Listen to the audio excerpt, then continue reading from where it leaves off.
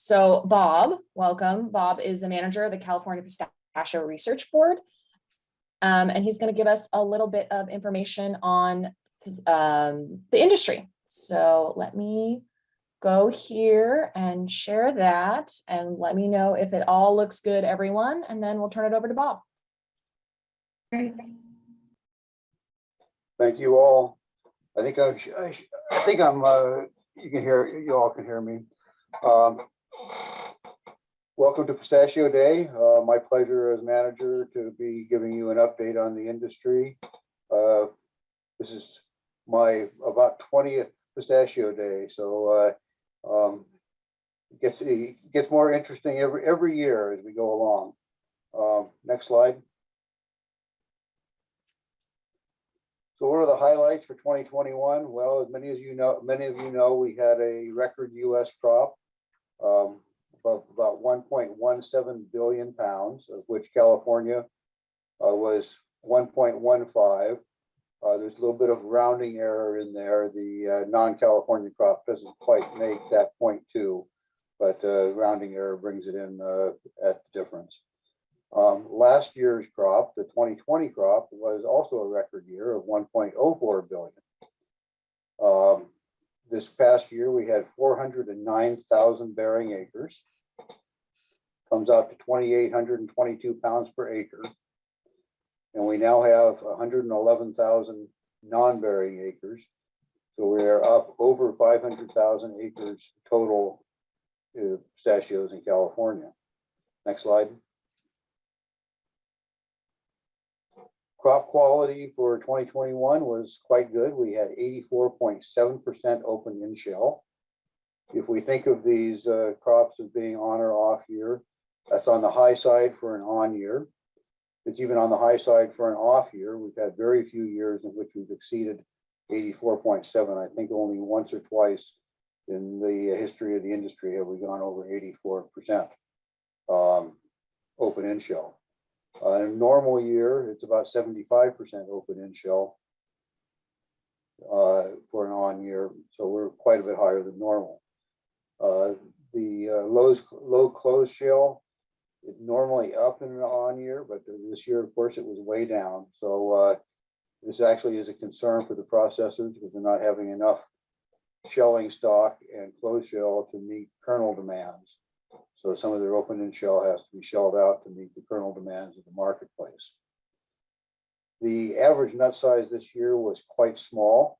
If we look at 2020, probably close to 30% of the crop was in the 18-20 range, and 60% of the crop was in the 21-25 range.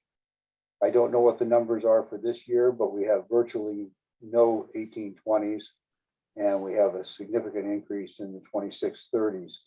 So the average nut size across the board was small. It doesn't matter what variety, it was small. Next slide. So I'm going to shift away from a little bit on the quality. We'll come back to that in a moment. But the question is, was 2021 an on-year crop? And when we talk about on-year crop, we're talking about alternate bearing.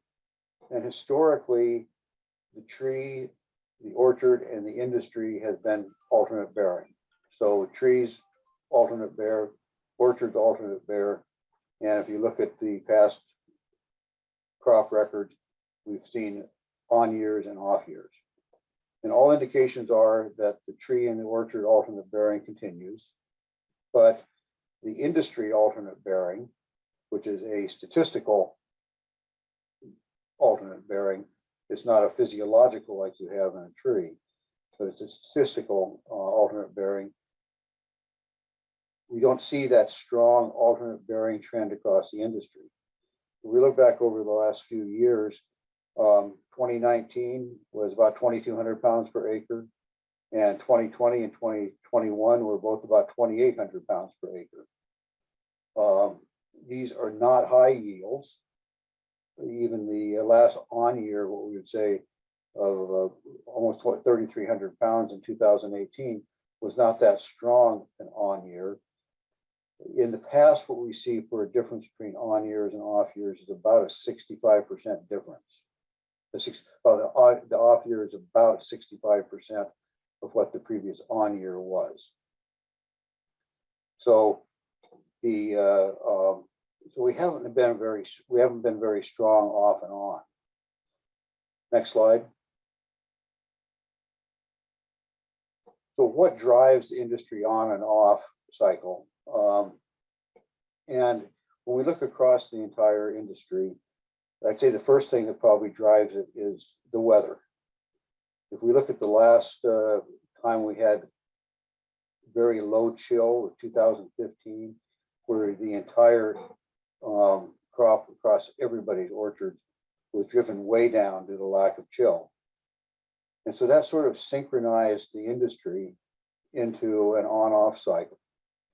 What we also see is that when you have really good chill accumulation and you have great bloom weather following an off crop, then we set very big on-year crops, and that drives the next year's off year as well.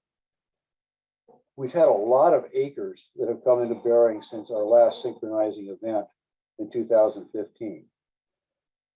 Since 2015, 169,000 acres have come into bearing, and that's mostly Golden Hills. So that's 169,000 out of a total of 408,000. So you can see a very, very large percentage of our acres have come into bearing since the last synchronizing event. So each of those acres have not been synchronized across the entire industry. I don't anticipate that this winter is going to be a synchronizing event. You know, we had a lot of good chill in December. Hasn't been quite so good in January, but it doesn't look like we're going to have a synchronizing event across the industry. And as we look also at what's coming into bearing in 2022, there's only 18,000 acres coming into bearing. In those prior years, over 30,000 acres a year were coming into bearing. And so the number of acres that are coming into bearing is going to have relatively low impact on what occurs in 2022. Next slide. So as we look at 2022, what are we expecting for a crop? We're going to have 427,000 bearing acres. If we call it a so-called off year, like 2019, that's about 2,200 pounds per acre. We expect a crop of about 940 million pounds. If we call it an on year, we're going to expect a crop of about 2,900 pounds per acre, or 1.24 billion pounds. So about a 10% increase on the over last year's crop. The numbers I have up there, 940 and 124, for a difference. That isn't much of a range when you really get down to it. That is indicative of that we're not in a strong on-off year industry cycle. We've had really what I would call unexceptional weather. Well, we had, like I say, we had a great December, not so good so far in January. We had great rain in December, but so far nothing in January.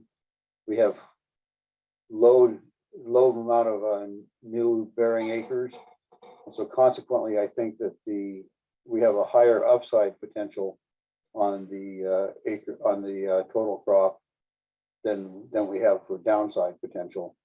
So I'm expecting a crop of over 1 billion pounds, probably up in the neighborhood of 1.1 to 1.2. What this means for you as growers is our processing capacity is pretty well stretched to the max. And that means that you need to work very closely with your processors to make sure that you get your crop in on time, and that you have a good home for it. That's particularly important with the new bearing acres of Golden Hills, because Golden Hills does not hang on the tree as well as Kerman. And consequently, you can have crop degradation if you're not prompt about your on Golden Hills. Next slide. Go back to the crop quality we saw in 2021. Again, we had low insect damage. It was up over the previous year. In 2020, we had less than 0.5%. In 2021, it looks like we have less than 1%. This is an unprecedented 4 years in a row of low insect damage. Why have we had such great control? Growers are incentivized to increase their navel orangeworm control activities with the bonuses you get for low insect damage. So that encourages the full range of now control activities, particularly the mating disruption. If anything that's united the last 4 years, it's the amount of acreage that's under mating disruption now and across the pistachio industry. We also have host plant susceptibility that drives the amount of insect damage. Next slide. When we talk about host plant susceptibility, navel orangeworm larvae can't chew their way through intact hulls, and the pistachio hulls frequently degrade during maturity. So you get softer hulls, thinner, they tear and they split more readily. Early splits were low this last year. Hull integrity was good through most of harvest. It dropped off a bit towards the end compared to the prior year. So that explains partly why we have the increased insect damage in 2021 compared to 2020. So watch your hull integrity, again, particularly on Golden Hills. Next slide. So what do we see in annual variability and now damage? We had these good years, of which 2021 was one, and we have in-between years and we have bad years. What we can say is that when you rigorously apply navel orangeworm control program, you can improve your outcome on individual orchards. This is going to be very important as I talk about a different issue coming up. While we look at those numbers as low insect damage numbers, there's going to be ever increasing pressure to reduce those numbers even more. Next slide. One thing I should mention is about a program that the CPRB has supported quite well over the last few years, shifting more and more to federal funding on this, but that is the Sterile Insect Technology Program, where sterile navel orangeworm are released in mass numbers on acreage, and in an effort to drive the reproduction rate down on navel orangeworm. In 2021, the release area in the 5 Points area was expanded. We're particularly focusing on growers who don't use the mating disruption, because it is important for since mating disruption shuts down the pheromone traps, and we're relying on the pheromone traps to get some idea of what the success of the release is, and we are focusing more on the areas where there is no mating disruption. CDFA is conducting the trapping there. In 2021, we trapped more sterile moths than we had the prior year. So we're seeing an improvement in our trapping, and presumably an improvement in the quality of what the moths are releasing year over year. Unfortunately, it's still not at levels that I would say would give significant control. We haven't seen a reduction in the navel orangeworm populations, only an increase in the number of sterile moths that have been trapped. Next slide. Mycotoxins are a very important consideration for all of us. Most of you have heard about aflatoxin in the past, because that is the major mycotoxin that we have in pistachios. And the various countries that we export to have significant regulations for aflatoxin in many different commodities. Under the Administrative Committee for Pistachios, we have what we call the PAIR program, which is the Pistachio Export Aflatoxin Reporting Program, where we test all the shipments to the EU, and we have had a significant reduction in the number of rejections that we've had in the EU for excess aflatoxin. This is also the success is highly correlated with the lower insect damage that we've been experiencing over the last 4 years. Unfortunately, the EU has become concerned about another mycotoxin called ochratoxin A, or OTA. They've regulated it heavily in grains and some meats because their primary exposure to the mycotoxin in the food has been through bread and pork products. They have proposed limits for pistachios now on OTA, as well as a number of other dried crops, but we're most concerned about the pistachios. What they have proposed is 5 ppb for finished pistachios, those would be what we call ready to eat, and 10 ppb for pistachios that would be further processed. Virtually all of the exports we make to the EU fall into the finished category. For comparative purposes, the tolerance for aflatoxin in the EU is about 10 ppb and 8 ppb for different species, but 10 ppb. So the ochratoxin tolerance is much tighter than the aflatoxin tolerance. Our preliminary tests on grower samples and on processing samples on the 2021 crop, the 2020 crop, indicates that OTA is about at similar levels as aflatoxin. So consequently, OTA could become a very disruptive problem in trade with the EU in years, especially like 2016 and 2017. Regardless, it is going to double the number of rejections that we experience in the EU due to mycotoxins. So that would mean then that because these are so strongly linked to insect damage, that the tolerance for insect damage by the processors is likely to decline even further. Right now, the EU hasn't put these into place. We're projecting that they will become, the OTA will become a regulation in January of 2023, which means that the 2022 crop will be regulated as it goes into the EU. So not good news. We're still fighting it, but it's not good news. Next slide. One of the other issues I think that we need to all be concerned about is Mealybug Control. In we had some issues with residual levels of imidacloprid at harvest, and processors discouraged its use in 2021.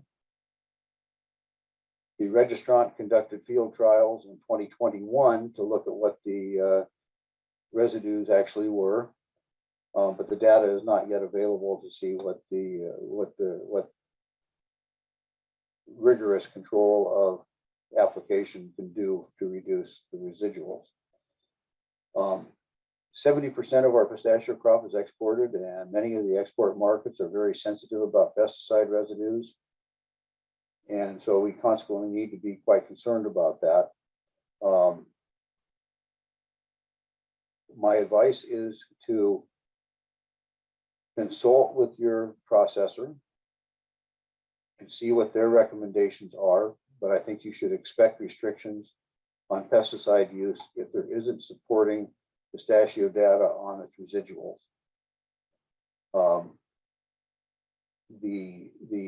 I think the general goal will be to confine any mealybug control to early season. Many applications have been made in July and even into August in the past. This is probably not a very sustainable idea, a sustainable program.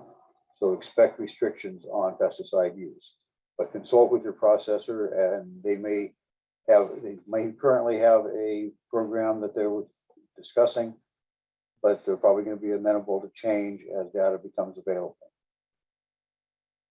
Next slide. Here's some housekeeping issues that I'd like to raise, make sure that all of you are aware that tomorrow afternoon, there will be a continuation hearing for the California Pistachio Research Board. The CPRB needs to be have a hearing for continuation every 5 years.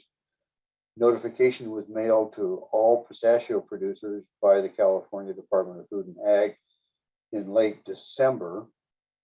We normally hold this hearing in conjunction with an in-person pistachio day in a separate conference room in the late afternoon. So, but this year it has to be done with a virtual hearing. Now, notification was, as I said, was mailed to all pistachio producers, but it was not mailed to everybody in the industry. So if you're not a grower, if you're a PCA or not a grower of record, you didn't receive the notification, but we'd still like you to provide input because they want to hear from everybody who is affected by the activities of the CPRB. Next slide. Here is a section of the notice of the public hearing. You can see how you can join by Zoom. The passcode is there. This presentation should be available after my talk, so you should be able to pull it from that. If you can't pull it from that, give me a call, send me an email, and I'll send you the link so that you can have the link and sign in tomorrow. But I encourage all of you to make comments and to provide your input on where we've done well and where we can improve.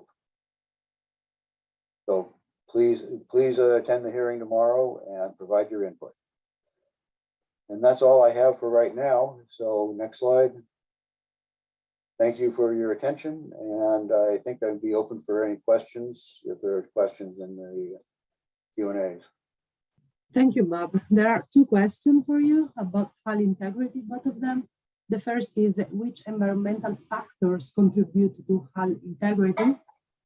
And the second is how can we improve hull integrity? So they are connected. Could you repeat the questions? I didn't quite hear them. Yeah, the first is which environmental factor contribute to hull integrity and how we can improve hull integrity? You know, those are really good questions. We don't have good answers for that yet. You know, we know that hull integrity is improved. We do have a couple research projects that are looking at that question precisely about how hulls degrade and what environmental environmental impacts affect hull integrity.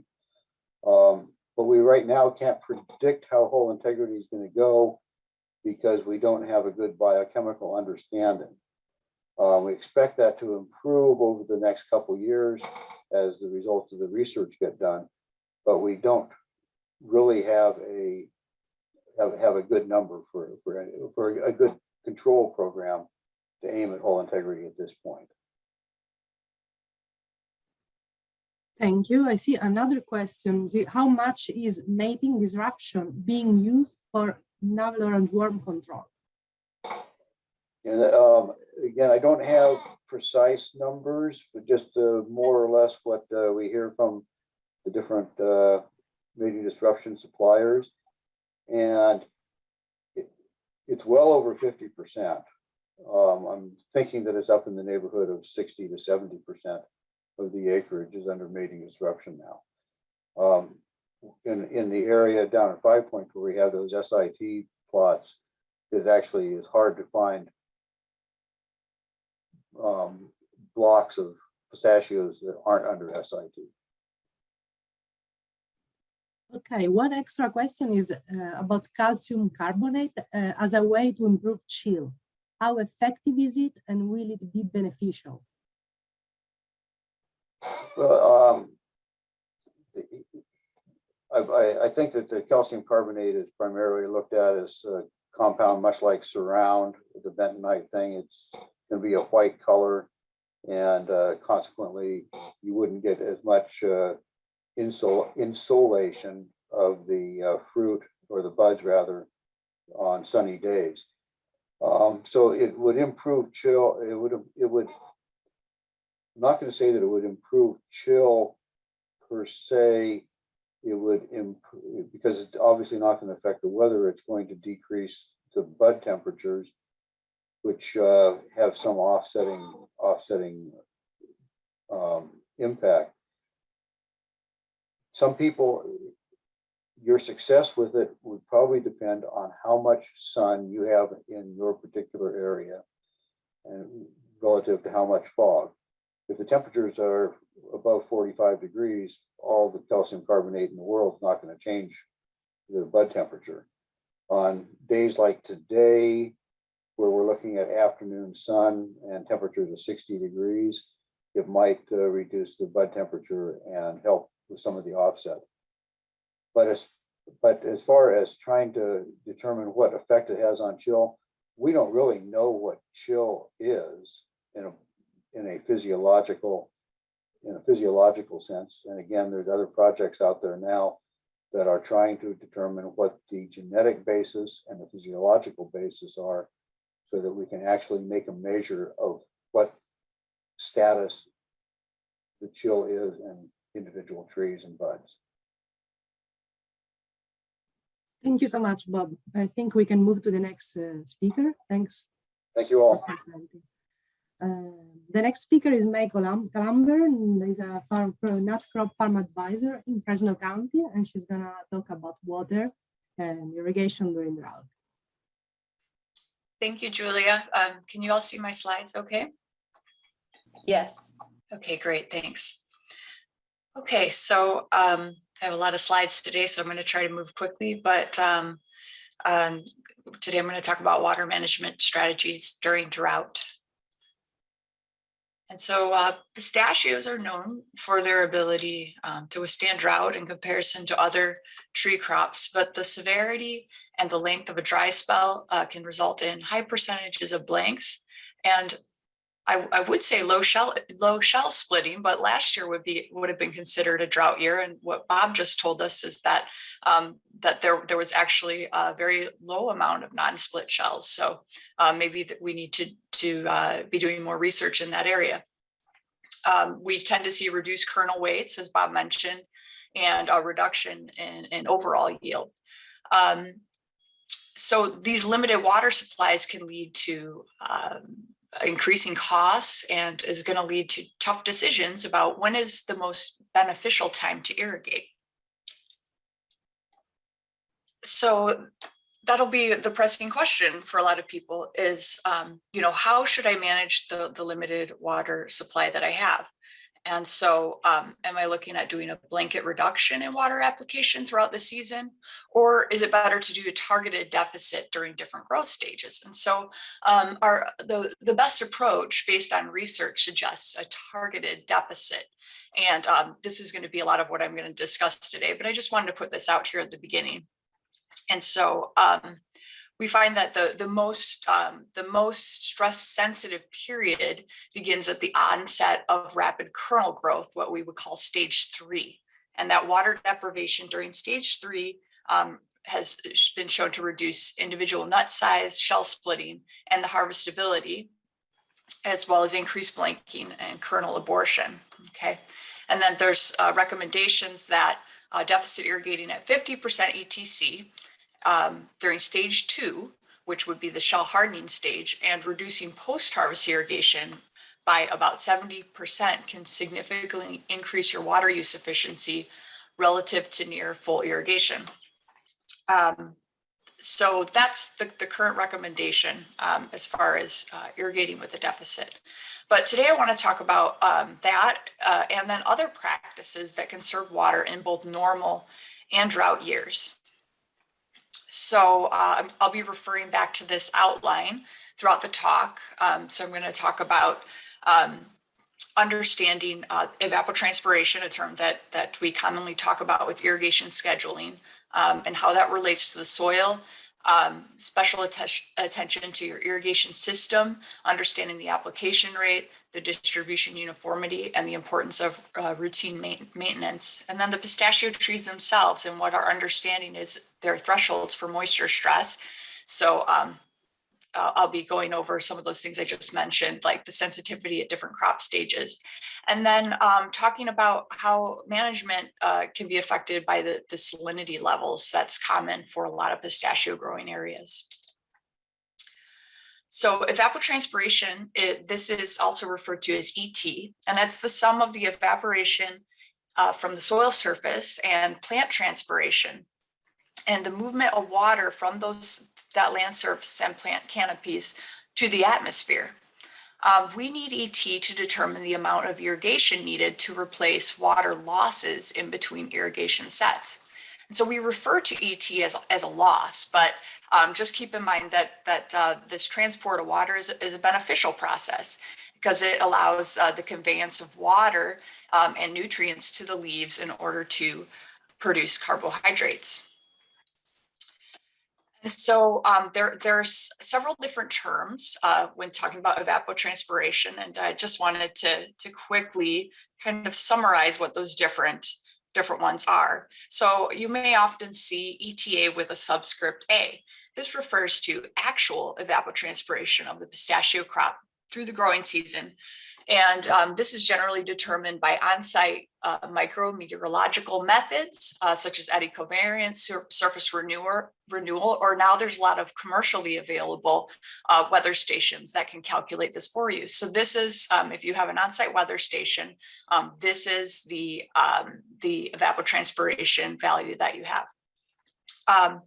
ETO is the evapotranspiration, not of your specific crop, in our case pistachio, but it's the evapotranspiration of a reference crop, grass. And there are several of these weather stations across the state, and these are brought to us by the California Irrigation Management Information System, otherwise known as CIMMYS. And they provide data sets, both historical averages or real time. And so we can use, if we don't have weather stations on site, we can access this information to help us with irrigation scheduling. Forecast ET uses that same reference grass to make a prediction for 1 to 7 days into the future based on weather outlook. So I'll talk about some of the different tools, but some are looking backwards at what the ET was for the previous week or time period, and then now there's this technology that allows us to look forward with a prediction for irrigation scheduling. Now KC, or the crop coefficient, this is what varies for by different crops. So if you're using that reference ET to help you with irrigation scheduling, that you also need a KC. So this tells us what the ratio is of water that's needed by the pistachio based on research, and the water need of a grass. So this is how much water pistachio needs relative to the grass. And so to calculate ETC, to make this calculation based on the CIMMYS data, we would take the ETO from the reference weather station and multiply it times that coefficient. And these coefficients are not static; they change throughout the growing season. So that's just an overview of some of the terms. So research shows that actual water use is highly variable. So now that we have some dedicated research sites looking at pistachio water needs, this is really affecting our understanding of what those average water requirements are. And so that's going to be greatly influenced by tree age, the vigor of the trees, the crop load, the climate for that growing region, the soil texture, and the salinity levels are also very important. So I'm going to divulge more into some of the information we're getting from these specific sites, but you can see quite a wide range of water requirements. And so as a result, the calculated crop coefficient values, that K factor that you would apply to your reference ET data, may also change. Okay, so what we use this information for is to calculate what we call a water budget.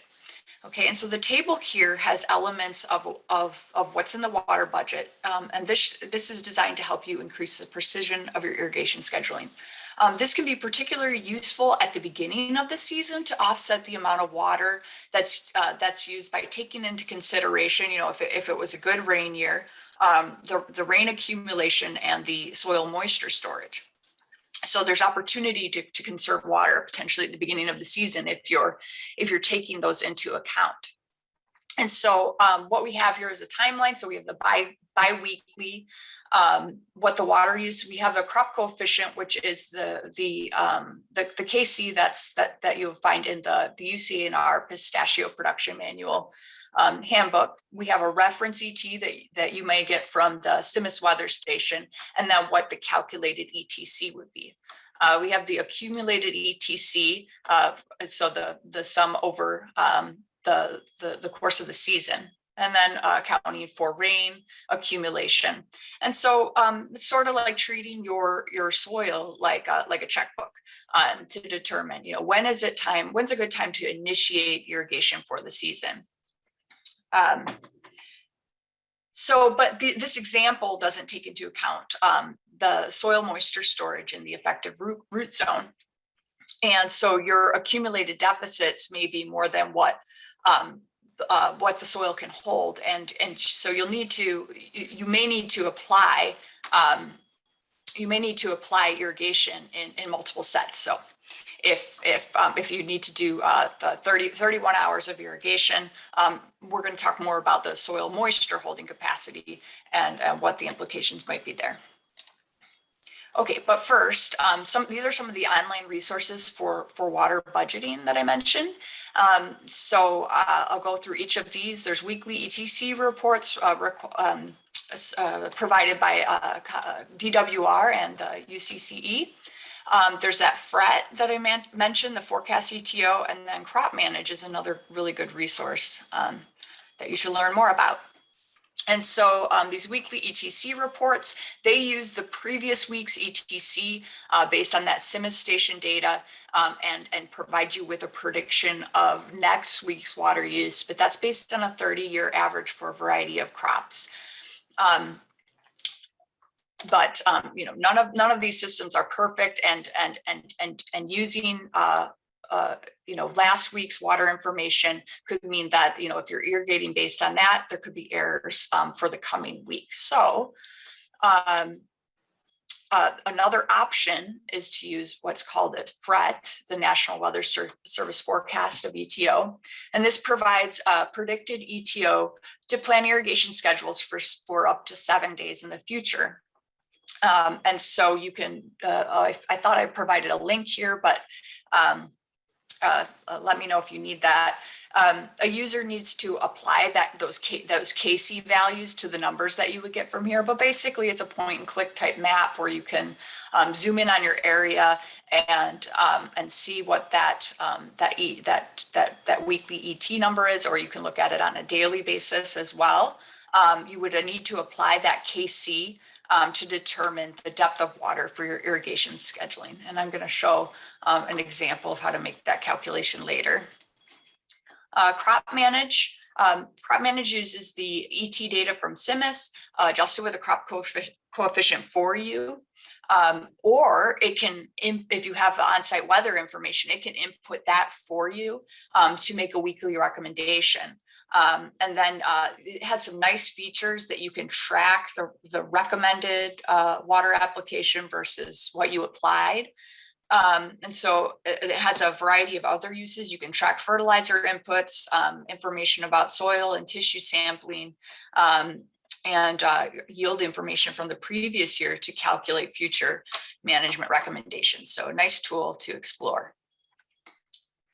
Okay, so I mentioned the root zone soil water storage.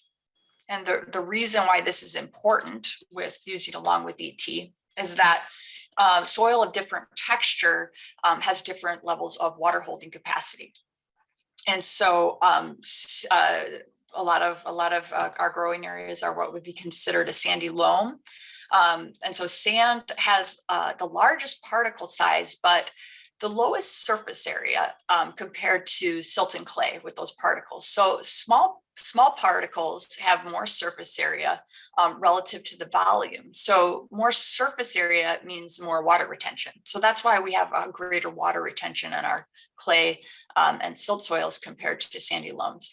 Coarse texture soils, though, have a greater permeability. So water permeates through the root zone easier in these sandy texture soils.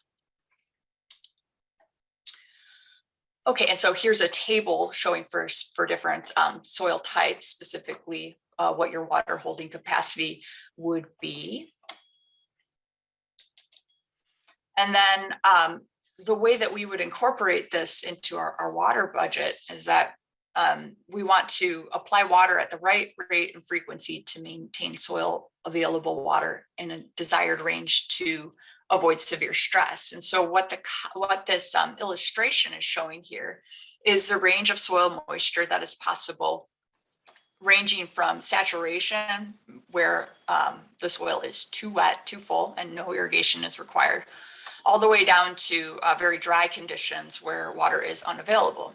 And so too much water will create saturated conditions or potentially lead to drainage below the root zone. So our goal is to apply the correct amount of water at the right frequency to maintain soil available water in this desired range.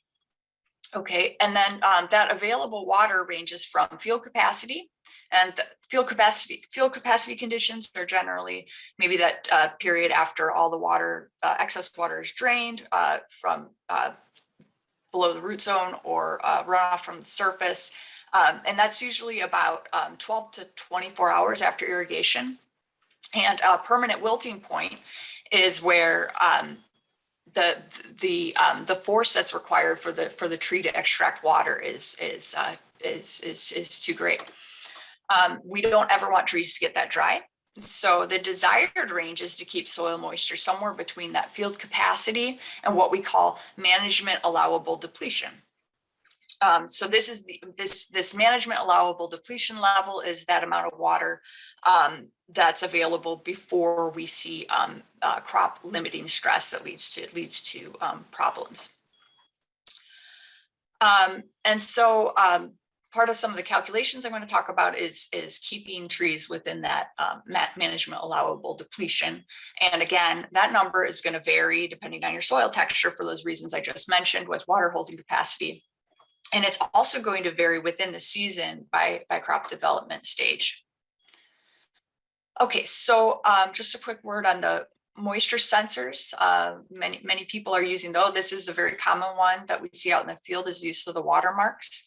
And generally people will install these at several depth increments. So the graph here shows a profile for 3 probes at different depth increments. And these are useful to help us understand for a given irrigation set how deep water penetrates in the root zone by looking at responses from the sensors at different depths, and then also to watch out for that management allowable depletion that I mentioned. Do we want to make sure that this blue line here would indicate that at 50% MAD.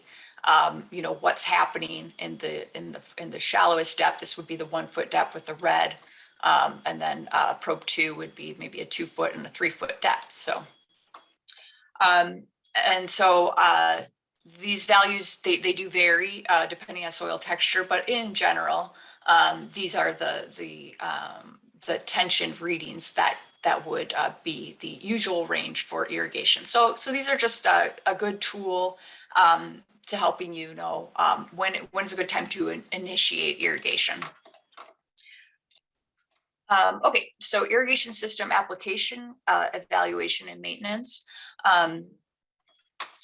Very important to understand what your irrigation system application rate is. Okay, so this is sometimes is a little bit of a sticking point for some people because ETC is reported in acre inches, and your irrigation system flow rate is generally presented as gallons per minute, cubic feet per second, or acre feet.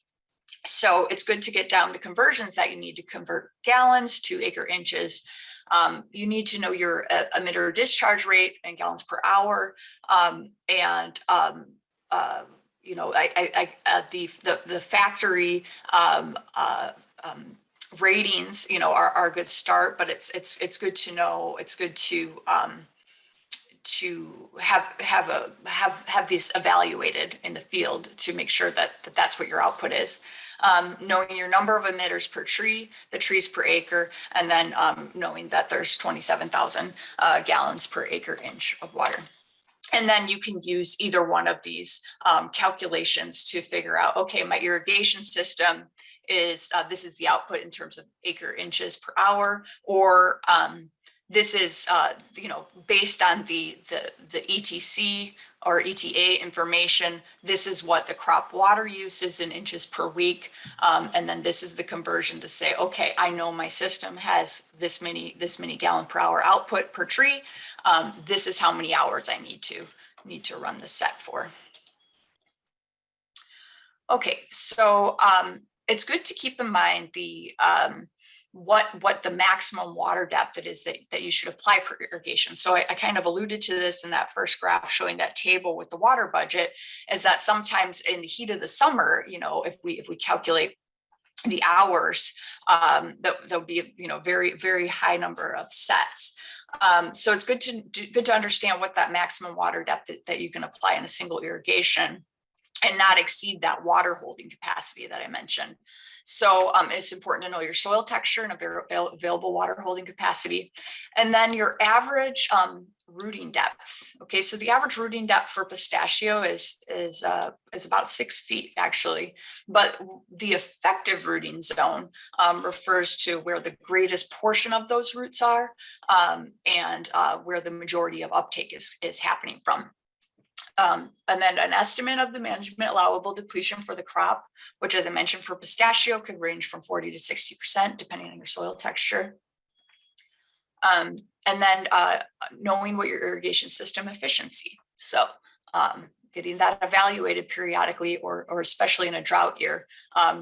But in general, surface drip systems are going to range between 85 to 95%. So your maximum water depth to apply, you're going to take into consideration all of those factors, and I'm just going to quickly walk through each one of them. So first, understanding your root zone water availability. So if our example here is for a sandy loam, so remember this is that available water range that was in that illustration. We're looking at 1.2 inches of water per soil foot. So that is the factor that's going to be here, this W with the A subscript.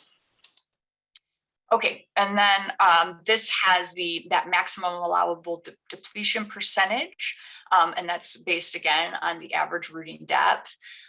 So we have a variety of crops here, but for orchards, the average rooting depth can be up to 6 to 8 feet, but that effective rooting zone we're going to say is about 40%, and then that maximum allowable depletion is going to be somewhere in that.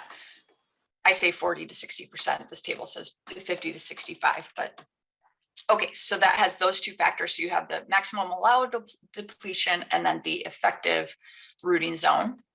And then something else to consider, and I think this is often overlooked, is that it's really easy to over irrigate if we're not considering what the percentage of the wetted area is that's influenced by the irrigation system and your soil type. And so this illustration shows here just the way that the water subs in different soil textures. So we have clay soil, we're going to get more subbing outward. And then over on the sand soils, you know, the water goes more straight down. So when you're looking at that effective wetting area, that's going to be influenced by that. if your irrigation system has an output of 0.04 inches per hour, you need to account for that. In the example here, if you have a 30% wetting area on a loam soil, that's actually going to be a higher output of 0.13 inches per hour. Okay, so we've gone through each of these factors, and then so to determine the water applied, we would input all of those, and then we would see that we don't want to apply any more than 3 inches of water in this example per set.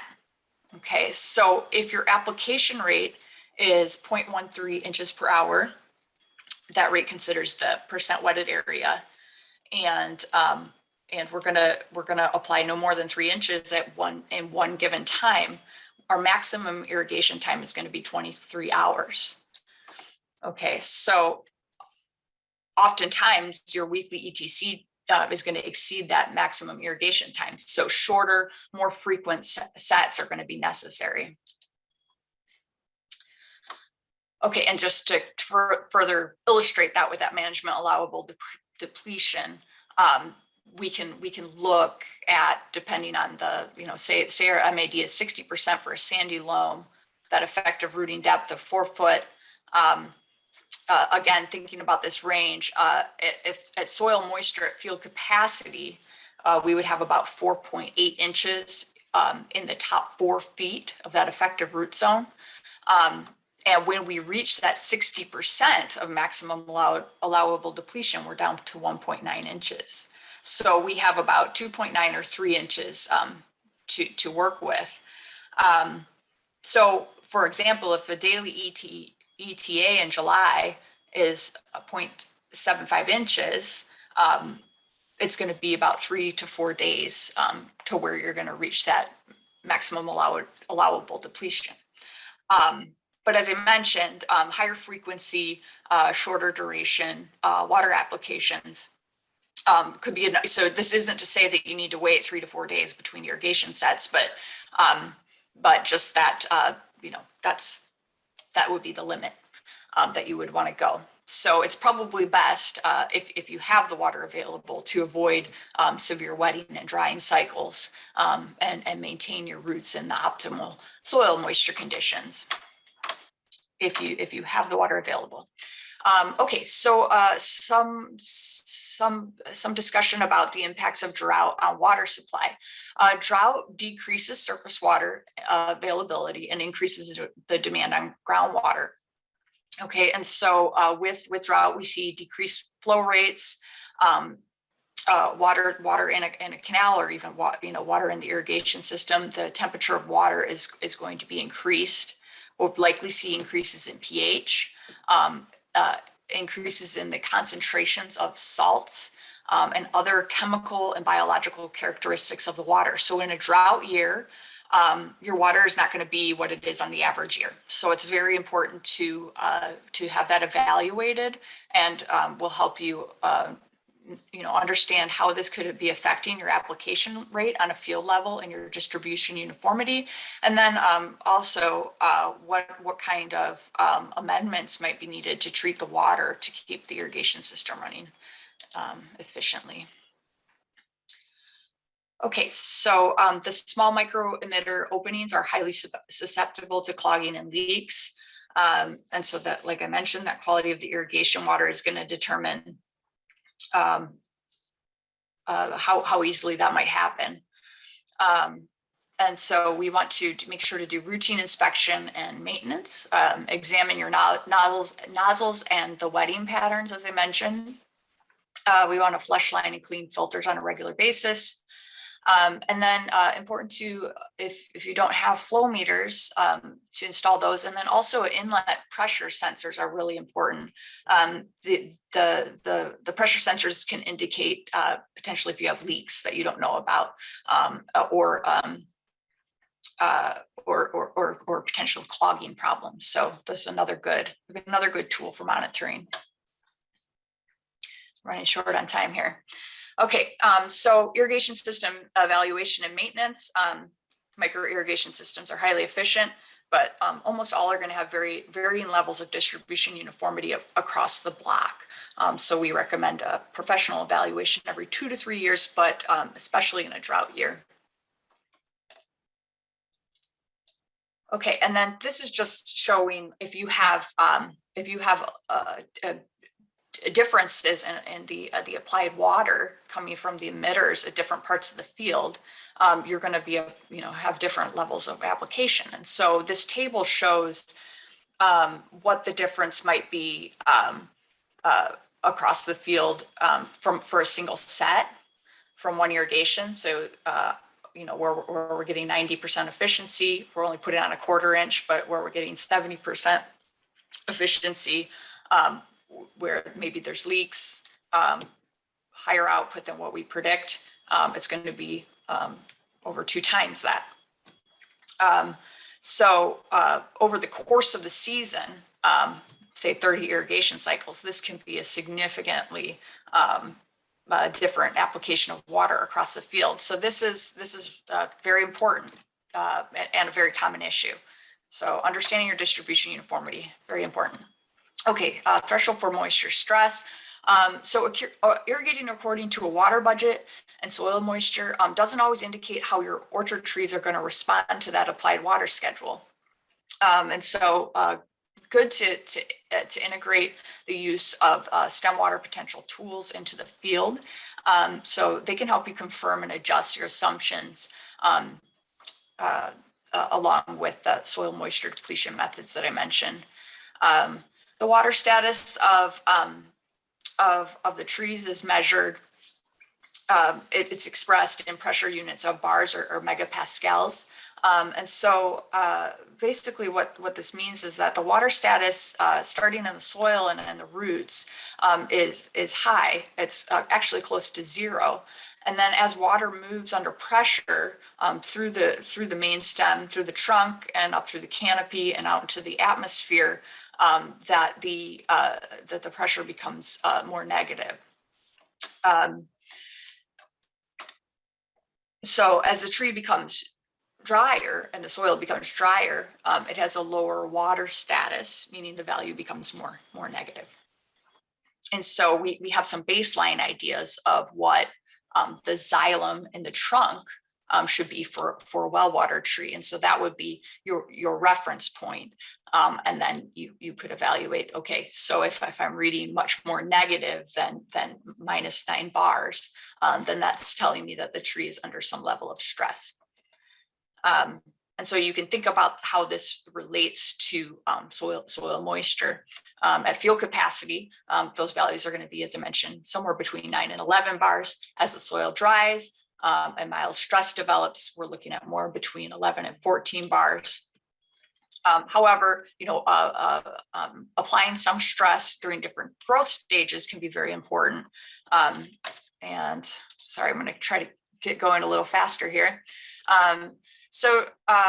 But we need to consider salinity, since a lot of the areas where we grow pistachios have very saline conditions, and we tend to see much more negative values with a more negative baseline. So some of these numbers are going to apply differently. These ones on the far right would be more salty areas, so those tend to have a more negative baseline.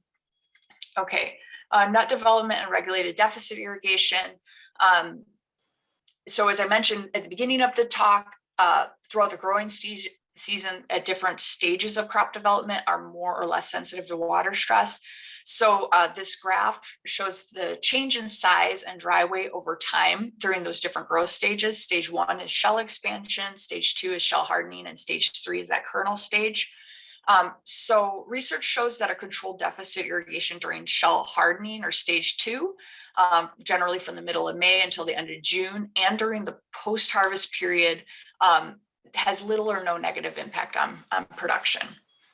So the right level of deficit is going to vary depending on a lot of factors, but in general, a 50% ETC, or if we're using some of those newer estimates that I mentioned in the beginning of the talk, that deficit could be up to 60% possibly during stage 2. a great opportunity for water savings there. Okay, so I just had another budget example that shows if you applied that deficit at 50% during that shell hardening stage, and then a 75% deficit, or applying 25% of ETC, you're going to have a much lower level of applied water for the season. And so compared to that first example, that would be about 14 inches less water applied through the course of the season. Saline conditions. Our salinity levels, this map here shows salinity levels by county. What we're learning from research is that irrigation water exceeding 5 to 6 decisiemens per meter is not viable for the long term, especially if saline soda conditions are coupled with poor soil drainage. So saturated conditions in the soil is bad. When we look at how many soils acres are affected by saline conditions greater than 4 decisiemens per meter. This is sort of that breakdown by county. So Tulare, Kings, very, very high levels of salinity. So a lot of you I'm sure are dealing with this. Just keep going here. Okay, so just some very important data that kind of exemplifies that is this work that's been done by Daniele Zaccaria and Julia Marino. But in summary, they found that salt-affected soils resulted in lower yields, but they actually used 30% less water. And so this is important information that you need to consider to guide your irrigation management decisions. But despite that lower water in-season requirement, additional water is needed to leach salts from the root zone during dormancy. So that's another good thing to keep into consideration. But the table here is just showing, as salts are increasing, here on the top row, we're seeing declines in yields, but we're also seeing declines in water use. Okay, so some salinity management recommendations. So if your average root zone after some soil measurements shows that you're between 2 and 6, these are some estimates on the amount of water in inches that's going to be needed to lower your EC to 1.5 decisiemens per meter. And so if you haven't started already, those rains that we had in December should have given us a great head start. But if you do need to leach salts from the root zone, general recommendations are first fill that profile to field capacity, so that's depending on your soil type, 3 to 6 inches over 3 to 4 days. You need to allow 2 to 4 days for drainage, and then we're going to begin our leaching applications. Only apply up to 1 inch at a time. Generally, going to be about 6 to 12 inches over the course of the dormant period, depending on soil texture and EC and your final salinity goal. Make sure to keep your irrigation sets to less than 24 hours. Okay, and in summary, pistachios are drought tolerant, but severe shortages can result in high percentage of blanks, low shell splitting, and reduced overall yield. A water budget compares in-season ET to applied water, your in-season rain, and your soil moisture storage. There's those free online resources available to track and schedule irrigations. Soil moisture monitoring can lead to improved irrigation decisions on your frequency and duration, and irrigation system evaluations and routine maintenance are critical. That midday stem water potential is important to understand how orchards are responding to your soil, water, and climatic conditions. And can confirm assumptions that are made by the water budget and soil moisture depletion approaches. Regulated deficit irrigation at different stages in crop development may significantly reduce water and mitigate water stress impact on yield. And so it's important to consider site-specific information about soil texture and salt levels when scheduling irrigation. Thank you for listening. Thank you so much, May. I think there are some questions in the chat. Maybe you can reply to them because we are short of time. Okay, yeah, sorry for going over. No worry. Thank you so much for the presentation. And our next speaker is Malika Noko. She's an extension specialist in plant soil water relation, and she's going to speak about irrigation and remote sensing. All right, hello, Julia, just confirming that you can see the correct view, the view of the slides. Yes, you're good. Okay, great. Well, hello, everyone. My name is Malika Noko, and I am an assistant professor of cooperative extension in the Department of Land, Air, and Water Resources at UC Davis. If you want to check out the work our lab is doing, it's irrigationlab.com, and you can kind of see a little bit more about what we do in terms of research. I got set up really well just now by May. I feel like May did a lot of the heavy lifting, and now we can talk a lot about the concepts that May just described and think a little bit about them in this remote sensing context.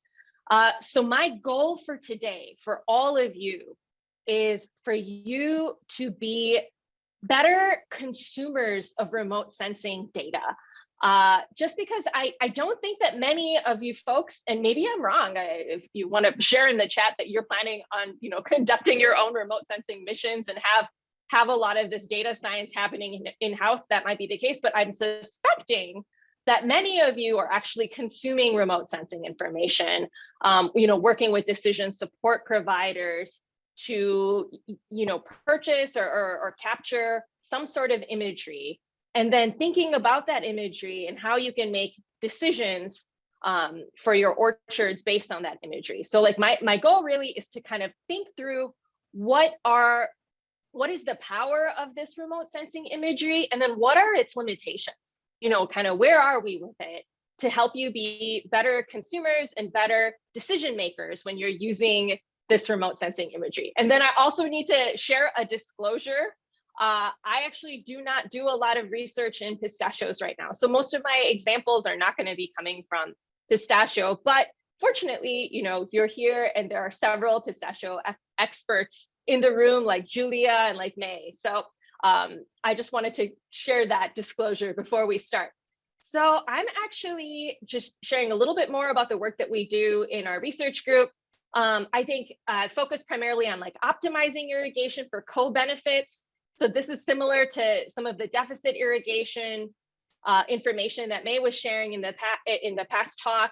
Also thinking about regenerative irrigation, so the combination of irrigation and soil health and recharge, that's work we do. But here, for this moment, the work that I'm gonna share is really around this idea of precision management and monitoring.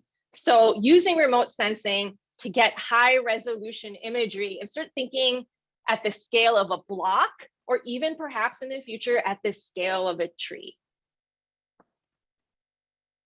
All right, a little bit more here. Just kind of getting to this idea of space and time, right? So spatio-temporal scale is the term that we use, but there's several different irrigation management needs that we have. And if we think about it as a one operation, but then also as a community, right? So in terms of one operation, there's this precision monitoring, thinking of that tree scale, potentially plant scale. From a research perspective, we have interest in cultivar ID and thinking about new varieties. And then there's this really need to think at this high resolution scale, where with the genetics folks, where they plant several different varieties in a small space, then high resolution remote sensing can be very useful. Then at the subfield or this block level scale, you actually might have some precision control, some control with scheduling. So that is another spatial scale, just a little bit larger. And then there's a larger spatial scale. So the scale of a field, the scale of an orchard, the scale of a farm. This is where I think much of the irrigation management tools that are using remote sensing are sitting at this subfield scale and sitting at this field scale. There are some new tools that are getting even higher and higher resolution and getting to that tree level scale. That is definitely the future of where we're going. But remote sensing actually can be even more useful thinking at a basin scale or thinking at a state scale. And I know that many of you are thinking about policy.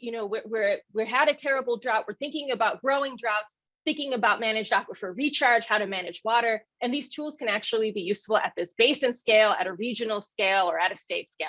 Similarly, we need remote sensing tools for all of these different temporal scales, right? So daily to weekly data, seasonal to annual data, and then that decadal to multi-decadal scale at which we need to think for planning And we need to think at that policy scale as well. And there's so many different tools here, right? So even within remote sensing tools, there's aerial and proximal sensing tools that can be used, such as drones, such as low-flying planes can be useful here, and then satellites, of course. But we couple to learn more about how we can best use remote sensing in different agricultural systems. We couple them with several different ground tools as well, like lysimetry, eddy covariance towers, and then models. So this is kind of the scientific landscape, I guess, is the best way to think about these tools and where they sit. I actually saw somebody had a question related to this in the chat during the last talk that came up, and I was like, oh, great, we're going to talk about that. What are the drivers of evapotranspiration? So we, in the last talk, May shared some information about what is evapotranspiration, right? Now I want to think a little bit more about what drives it. And this is important for understanding, once again, what can remote sensing do to be helpful in this space? So there's kind of, I think you can think about this in terms of supply and demand. And then there's also energy and water. So in terms of evapotranspiration, there needs to be enough energy for evapotranspiration, and energy drives evapotranspiration. And that energy comes from the sun. So the sun is a driver of evapotranspiration. Low humidity or high vapor pressure deficit, which is a term you sometimes will hear scientists say, that this is a driver of evapotranspiration.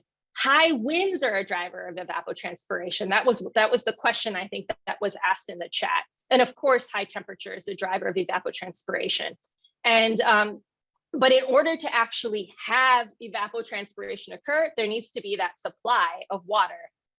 So if evapotranspiration rates, even if these drivers of ET are high, the rates will be low if the plant doesn't have enough water. So those are the drivers of ET. And this is kind of interesting too. This is a great cartoon that was adapted by SackValleyOrchards.com that I think illustrates some of the concepts that May also brought up related to stem water potential. So stem water potential is giving you some sense of the stress of a tree. And I want to kind of hammer this home a little bit more, just because there are remote sensing tools that are helpful for estimating evapotranspiration. So that is the water that is being used by your trees. And there are also remote sensing tools that are helpful for understanding the water stress of your orchards. And these are slightly different, and they're slightly different in terms of how the science behind them is operating. So it's really important to have some sense of what a remote sensing tool is actually doing for you. Is it going to tell you something about stress? Or is it going to be working towards that water budget and telling you how much water is being used? So this is just kind of a cartoon that's just telling you a little bit about how the soil water potential, is related to the stem water potential, and then how that's related to the atmospheric water potential. I always think about this as a pump. So there's water, in the soil, and that water is going to move through based on these potential gradients through the tree, and out of the leaves. And the reason that water is moving, that there's that, we call it a transpirational pump, is because this atmospheric water potential is so much lower than the soil water potential.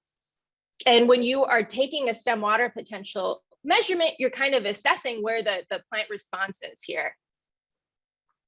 So precision irrigation and being able to manage at this higher spatial resolution scale is becoming more and more technologically feasible, right? Because we were in a place, actually, I would say 20 years ago, when we started to have some of this very beautiful high resolution imagery, but it didn't matter because you can't actually manage water at the scale of that imagery. So it's important to kind of think through, once again, as an educated consumer of remote sensing data, when you see this beautiful imagery, think about well, how am I actually managing, or what can I actually do in response to very high resolution imagery? Is the scale at which I am managing at a high enough resolution to take advantage of this imagery that I'm being presented with? So, and the other thing is what is the time frame of the imagery? Is it an actionable time frame that you can use? So these are just some of the basics of remote sensing, because I don't want to assume that we all know this. So there's, as I mentioned, there's radiation.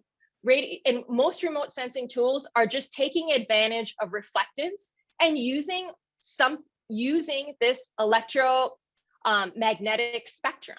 So this is the electromagnetic spectrum, and there are all of these different wavelengths across the electromagnetic spectrum, and we see in this these visible wavelengths. So from 400 to 700 nanometers, that's what the human eye can see.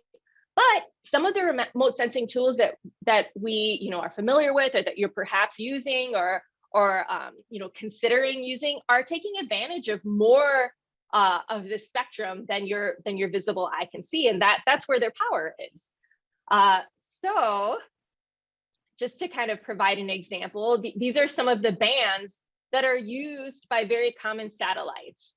So MODIS, Landsat 7, Landsat 8, Sentinel-2, RapidEye. They're all using some combination of these satellite bands. And then getting back to that temporal resolution piece and the spatial resolution piece, each of these satellite products has a different spatial resolution and is flying at a different temporal resolution. And that is going to kind of determine the resolution of your imagery, both how frequently that imagery is delivered and then how high of a resolution that imagery might be. And kind of thinking through, once again, this electromagnetic spectrum, I just want to mention that it doesn't matter if a remote sensing tool is coming from a satellite, or if it's coming from a drone, or if it's coming from an airplane. Most of these tools have some sort of camera on them, and those cameras are using some bands from this spectrum. And the fanciest ones, they're hyperspectral imagers, and they can use several bands, hundreds of bands, right? But most of the tools that you're going to be, encountering as consumers are going to be using, a few bands, 5 to 10, I would guess. Okay, so I want to talk a little bit about multiband imagery because it's a common tool that's out there. There's several cameras for agricultural remote sensing that use multiband imagery. And I think of multiband imagery as being useful. Like, I think the best way to think about it is as a tool for understanding and sensing greenness, or some sense of greenness, some sense of chlorophyll. They can be useful for nitrogen stress management. Once again, thinking about that greenness issue. They can also really be useful, the multiband imagery can be useful for thinking about phenology, and thinking about, what is the canopy development of a particular crop? When does canopy closure happen? When does leaf out happen for those phenological stages? So that's when multiband imagery can be most useful. And then I like this cartoon a lot because it's really giving you some sense of like, all right, when you see a stressed out leaf, what are you seeing, and what are the different relative reflectances that you're seeing in a healthy versus a stressed out leaf, and what are the ratios of these very common bands? Okay, so several of those bands, just even these 4 bands, right? There are so many indices, and one of the things that I've noticed in this world of decision support for agriculture is that several of the decision support providers have like a copyrighted or patented or secret index. And I want to demystify that right now.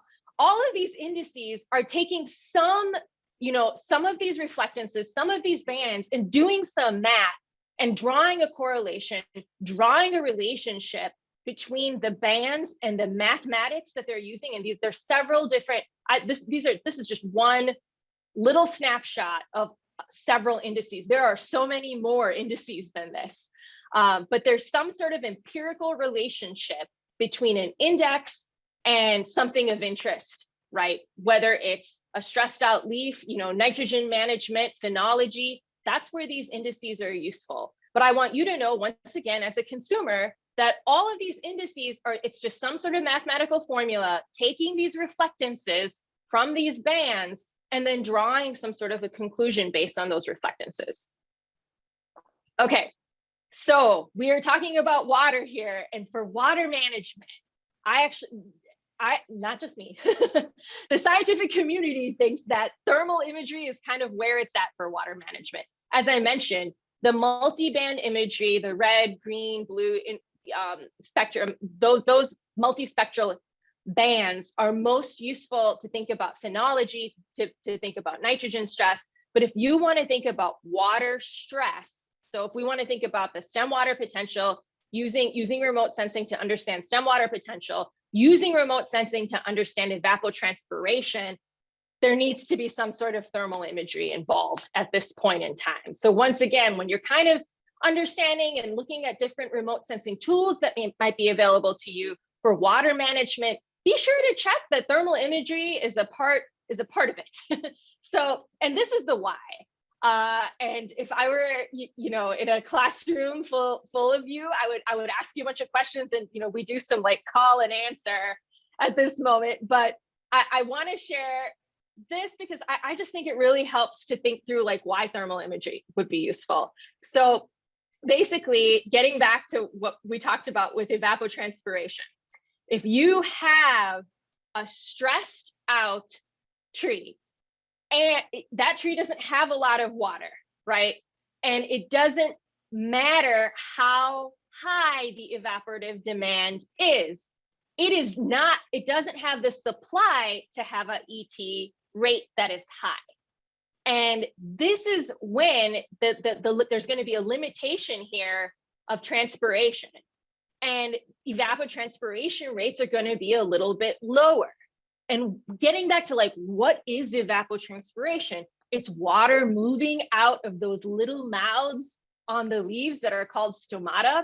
And when that water moves out, there can actually be a change in temperature. And through remote sensing of thermal imagery, we can sense that change in temperature. So a pixel, like if you think of a remote sensing photograph, a pixel that is showing you water stress is going to have a relatively higher temperature than a healthy tree or a healthy pixel full of trees or plants that has high rates of evapotranspiration. That's going to be a cooler pixel.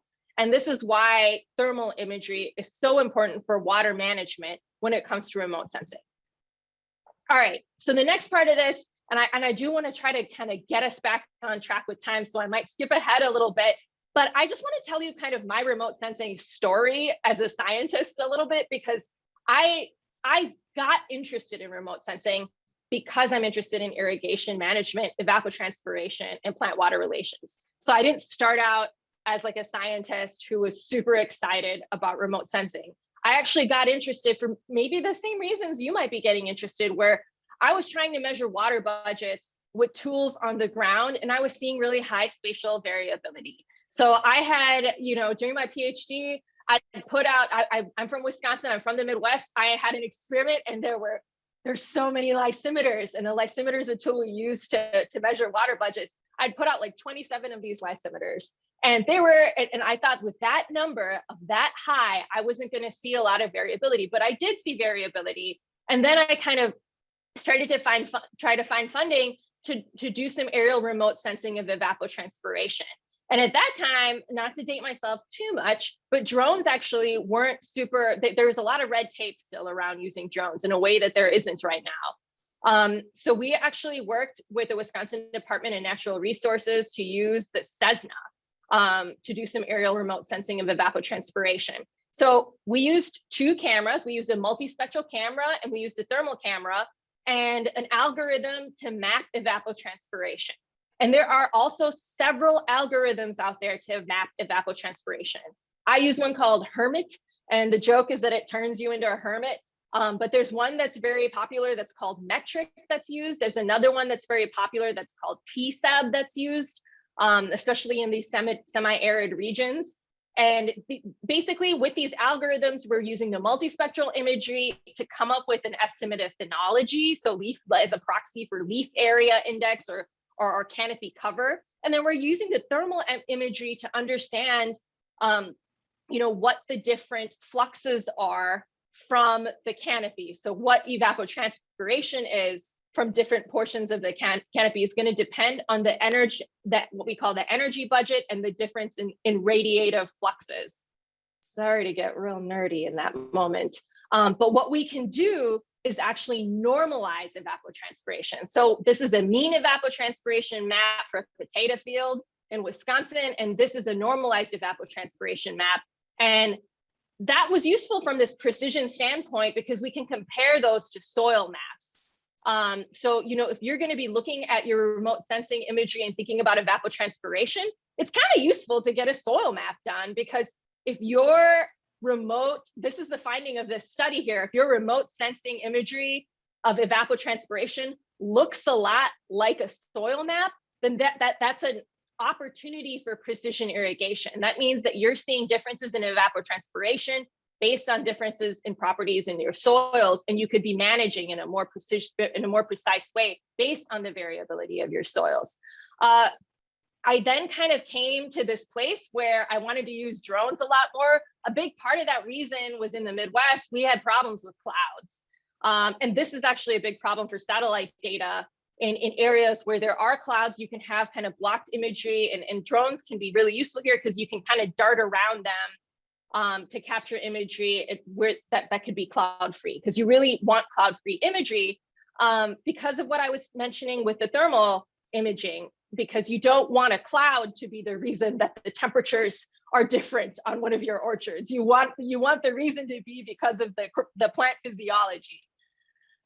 This is just kind of a workflow, what actually it takes to go from drone imagery to a drone ET map. There are many, many, many steps with the processing of drones. And I bring this up because it's currently, I think, one of the biggest bottlenecks is getting from drone imagery to like process drone images to you being in a place where you can make a decision based on this. And this is actually why I think many of you are going to be encountering remote sensing from this place of like a decision support provider who has done all of this deep, heavy work of collecting the data, but then spending the time to process the data into some sort of insights.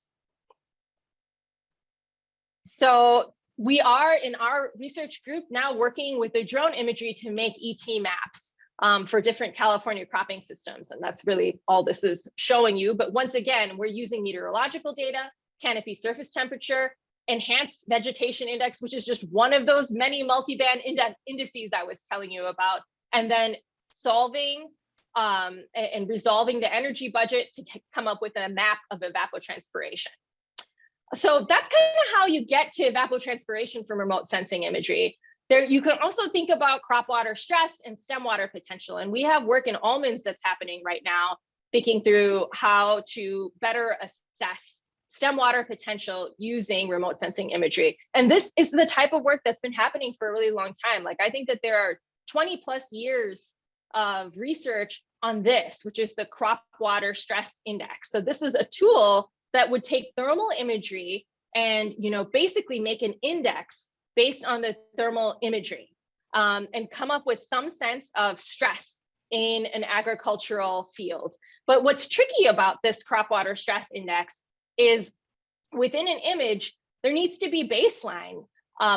So there needs to be, you know, in a perfect world, there's always a really, really stressed tree in the image and a really, really well-watered tree. Because what this index mathematics does is it just normalizes it to the really, really stressed tree and the really, really well-watered tree. And that right there is the trickiest part of the crop water stress index, and actually taking it from being a useful research tool to being a useful decision support tool for you. One of the other issues with remote sensing is canopy temperature validation. So the cameras, even the best camera, the best, most state-of-the-art camera for thermal imagery is still within about 1 degree Celsius of, you know, accuracy, not precision. Precision can be less than 0.05 degrees Celsius, but accuracy. So it's important in the research space right now, we are always trying to do canopy temperature validation on the ground. And some of these images I'm going to share just really quickly are from our tree crop remote sensing of evapotranspiration experiment, which is a project among several institutions, including UC ANR, UC Davis, the USDA, Utah State University. We're thinking about using remote sensing tools from several different levels. So satellite, research grade drones, practical drones, and of course, on the ground instrumentation to think about remote sensing and think about remote sensing of evapotranspiration and crop water stress. So these are some of the aerial missions we've collected in my research group in Almond last year. We had about 22 different missions. I want to share just a little bit of data from this site, which is a delayed irrigation trial in Almonds. And I saw Clarissa Reyes was in this meeting, and she's one of the folks who's doing a ton of the work at this site.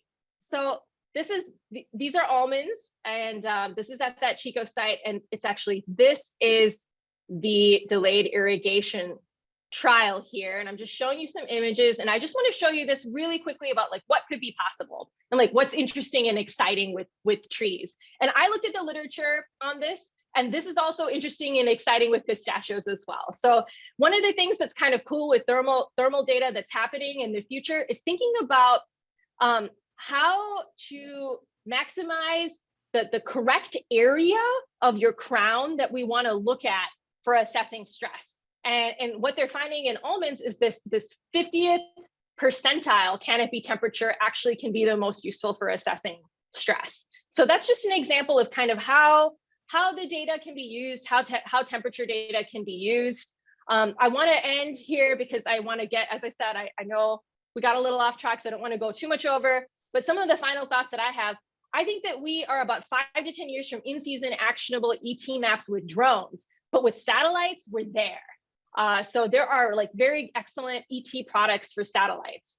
And when it comes to water stress, there's going to be different decision support needs and tools for different groups. So think about that for your operation. What decision support needs do you have? When does it make the most sense to collect imagery? Like I would suggest, for example, if you're going to be collecting imagery, looking at imagery, thinking about when you are right before you irrigate, I think is a great time to collect imagery. Because that's going to give you the greatest amount of variability in crop evapotranspiration within your orchard. And actually trying to do it right after is also a good time, because after you've irrigated, you're kind of going to see how well you did, right? What are the crop responses after you've irrigated from that evapotranspiration perspective? And if you actually are collecting imagery or looking at imagery after you've irrigated, that's also going to give you some sense of your uniformity. So being really kind of strategic about when you're using this imagery is another thing that I would encourage all of you to do. And of course, one method or one tool or one decision support platform isn't going to work for everybody. And we need to keep having these concerted research efforts to build the information systems that all of you need. Thank you very much. And I am active on Twitter. Check me out on my website, and also feel free to email me. Have a great day. Thank you so much, Malika. Very nice presentation. So there are a couple of questions. Maybe you can reply as well in the Q&A. So we switch to the next speaker. So next speaker is Maciej Ziniecki. He's like a professor up in the plant science department of UC Davis, and he's going to talk about yield and carbohydrates in pistachio.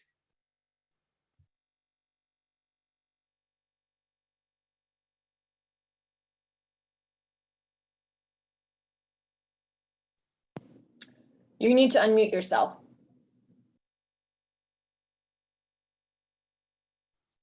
Hello, everybody again. So I will follow up 2 talks, great talks, and this is kind of a talk where we can start using the tools provided by other or management practices and tools provided by other labs to do another step in yield prediction. So something that Bob started to talk about. So the work here presented is I am presenting the talk, but it is the work of 3 members of the lab, Paula Guzman Delgado and Jessica Orozco, plus a number of people who measure carbohydrates. And it's about 15 undergraduate students helping us to get the data into the site and into the research. So what we do is basically in the lab, we measure carbohydrates, but we try to use it as a tool for, or develop it as a tool for the future improvement in management practices. One of the interesting aspects of it is whether we can use it to estimate yield. But before I go there, would like to talk about the yield potential. So what is a yield potential? The yield potential is that at the end of every summer, it plants the tree pistachio, it sets up the buds. In buds, you have the leaves, you have the primordia for the future growth, and also you have flowers. And if from that point, all the flowers are pollinated and perfect conditions occurred, you would have so-called, I would say, the maximum yield potential of the orchard. And that's something that you could estimate. If you collect all the buds, you count the primordia of the flowers, you multiply it by the size of the nut, you get this maximum yield potential. From that point on, there is nothing that can improve it. This is the maximum thing. From that point on, we can only lose the maximum yield potential. And we lose it over time to the realized yield. So why we lose it? So for example, during harvest, you can expect some damage to the tree. After harvest, there is fall weather, there is rainfall in the weather, there is temperature in the weather. So there is a lot of aspect that can reduce the amount of expected crop in the next year. Then there is winter. During winter, we have again weather, accumulation of chill hours, stress, dormancy, aspect of drying out some nuts, some damage due to the frost. So during that time, or damage to the heat, during the time, you also again losing a lot of potential of that maximum yield. Then we have a healthy bloom or not healthy bloom, and pollination. We have in this case, there is no really bee hours, but we have the synchrony of bloom, we have the wind, we have the rainfall or frost event again, and that will have again, can only impact negatively the potential of our cropping system. And then during the season, vegetative season, or when we produce the nuts, so during summer, there is management, there is irrigation that we heard about, there is pest disease. There is a lot of aspect that again, if mildly implied, will reduce the expected crop and eventually have yield, okay?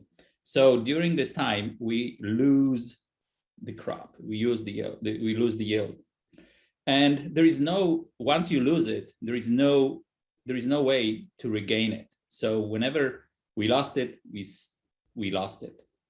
But at the end of the year, trees, based on what they accumulated, all the stresses and so on, they set up a new yield potential, maybe the same level or maybe even bigger than last year. In alternate bearing trees, you can expect that if there was a lot of loss, there is a potential that the setup for the next year would be much higher.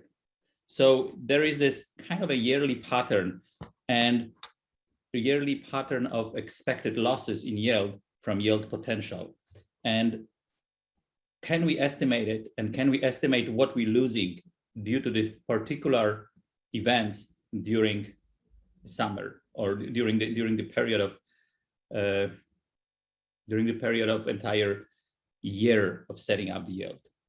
So, as I said, soil management, there are aspects that we can improve, or we can, there are independent of us, but it's like soil, orchard age, variety, geographical location. These are like set factors. They preset, we cannot do anything about it. Then there are semi-stochastic factors which are related to weather, pathogens, occurrence, rainfall. We can to some extent do something about those, but sometimes we not, because they are events that will occur without, outside of our reach of possible, like we cannot really impact those things too much. And then there are practices, management practices, that we have the highest impact. And the research in the lab is focusing right now, part of the research in the lab is focusing on understanding how each of those elements impact the potential yield, and how does it impact the the expected outcome of the orchard. So what we do, how can we estimate the yield? And the question is yes, like we already seen Bob saying, I estimate yield for next year to be 1.2, 1.1 or 1.2 billion tons of nuts. So obviously we can, yes, we can. And it's an estimate right now for the 2022 yield. So Bob estimated yield somewhere in the winter time right here to be 1.2 billion tons, okay? Is it true? Who knows? Why? We don't know yet, because of all those additional aspects from that I talked about before. So there is an error of estimate that we have to better understand, or at least put an understanding on it in the context of those environmental factors, historical data, and future predictions. So what we need to do, to narrow this error, so make this error smaller or even smaller to better estimate of our prediction, we need to have more information about the orchards. We need to have more information about current weather or past weather till the moment we are estimating the orchard future yield. And we have to somehow find correlations, or basically correlation meaning impact of those factors that influence the yield on the crop. So what we do in the lab, we go through the, in fact, this is an example of what we do in the lab in terms of carbohydrate analysis. So we collect carbohydrate content or measure carbohydrate content in orchards on samples from each orchard, and then we collect data from growers about the yield. And at the end, we do it every month. So we get the data, for September, for October, November, and then we get data for different aspects of carbohydrates, like total carbohydrates in the branch, or what is starch content in the wood, or what is sugar content in the wood. And we can correlate those things with yield. And these are the example of correlations. And here is an example of correlation for the total amount of carbohydrates in the stem with in December with the yield following fall. So this is a correlation, and you can see that the more carbohydrates was stored in December in the stem, there is a higher yield in tons per hectare. Tons, so it's like thousands kilograms per hectare, which is about roughly the same as tons per acre, tons of per acre. So you can see that there is a very strong correlation, but there is not just single month. You can see that there is also correlation in December, but also in February and in January and in September to a certain degree. The color here means that there is a significant correlation, but there are also aspects like, for example, sugar in the wood in pistachio is not really correlated with yield. So it's not an important factor. So we try to find those factors that can allow us to correlate it and find which are the important factors that can predict the yield. Now, there is, apart from what we do in the lab, we also, we add, this is the carbohydrates that we measure, but we also can improve the prediction by including more factors to the prediction models. We can include, for example, number of chill hours, rainfall in different months. We can do average temperature, minimum temperature, previous year, other factors. There's hundreds of number of cold days, or like the length of the dry spell. There's a lot of factors. There is like infinite number of factors that will complicate our potential for predicting the yield. However, the multiple factors, they not just complicated, but also provide the opportunity to find the most explanatory factors that can help us to understand how yield occurs and what are the elements of the environmental information that we can use to put to predict crop very well relatively in high resolution. So what we do, we produce the model, which is basically using all the factors from above as factors, and then we calculate multiple correlations. And this is called deep learning, because really there is no easy way. This is this new approaches in the algorithms and understanding the prediction power of certain complicated systems. So we basically use deep learning, but deep learning is nothing as a complex linear model combination, which at the end produces the prediction for crop with some sort of an error. And these predictions can be done at different moment of the season. We can do the prediction in the winter. We can do prediction during the bloom time. We can do prediction in the summer or during the summer by including, and each prediction will improve our prediction power because we include more and more information from that period. So there is hundreds of those models, and it is difficult to choose which one you can use or I can use to help to predict the yield at any given moment. But the good part is that we can do it, and we can increase and we can follow up every year, or not every year, during a year, the change in the yield potential of the orchard. And using those models, you can also decide which parameters are the most important. For example, for very fast prediction model that I use on pistachio, you can say that, for example, December amount of carbohydrates is super important because it's one of the most important prediction factor, because high amount of carbohydrates in the fall or in the winter in December will predict high yield. When the low carbohydrate content, we predict low yield. But also orchard age is important. Young orchards will predict low yields, and older orchards we have a higher yield, which is kind of obvious. Previous year is super important too in pistachio, and as well as November amount of starch and so on. The more factors you have, the more important they are, but there is only very few that are explaining majority of variation in the yield prediction.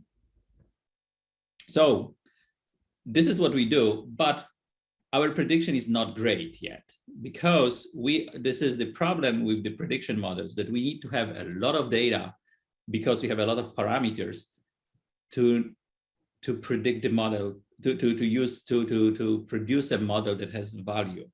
So what we need and how we can, what are the limitations is the number of fields. So this is where you can help, if you would like to help this research. Provide us with additional data, provide us with new fields. We have about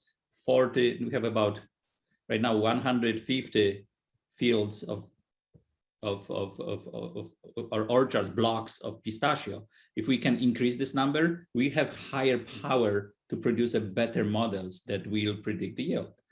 Coverage, so this is also important part. If we only operate in the south of California, our model is good only for Southern California. So if we can have California and have orchards that deliver or supply us with some data from entire California, our model will be more useful because we can zone it or predict it for different places. The other part is missing information that is independent of growers. This is the missing information that is unfortunately, but it's also dependent on growers. We need information from satellites, but there are clouds days. We need to have information about irrigation, fertilization, management, other management practices, because those are also, as you remember from the beginning, those are the parts that impact yield very strongly right here, yes, in the summer. So there is a lot of information, a lot of potential for improvement of the model if we have more data. Why do we predict the yield? We predict yield because it is an important element of not just for the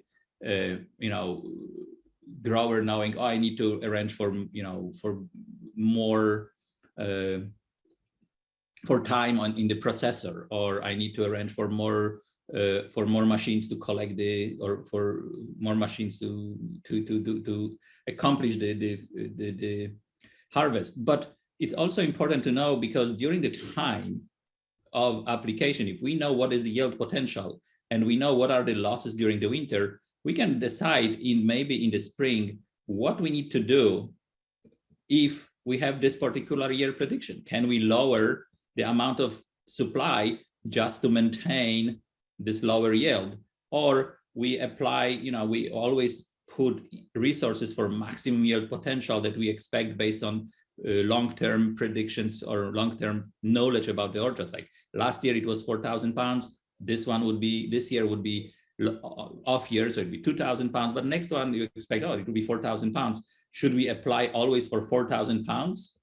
Or you can supply the management, the expenses at a lower level just to meet the requirement of this lower crop expectation. So that's a question that this research can answer. What to do if you have more or less crop expected? Can you reduce your inputs into the orchard? Now, the other part, why to predict yield, using those models, is also to help us to decide which part is important or which measurements we have to do to predict yield. For example, analysis from the carbohydrates lab show that the most important knowledge that we have to have for pistachio in terms of carbohydrate content in branches is for December. If we know December, it explains almost 30% of next year crop variation or crop estimation, which is a very, very strong part. And it means that we maybe, like right now, we collect or ask growers to supply us with data from entire season, but maybe in the future, not for research, but for the purpose of knowing what your orchard is going to produce, we can only collect one data point and say, okay, this orchard is okay, set for the next year. It can have a high yielding potential.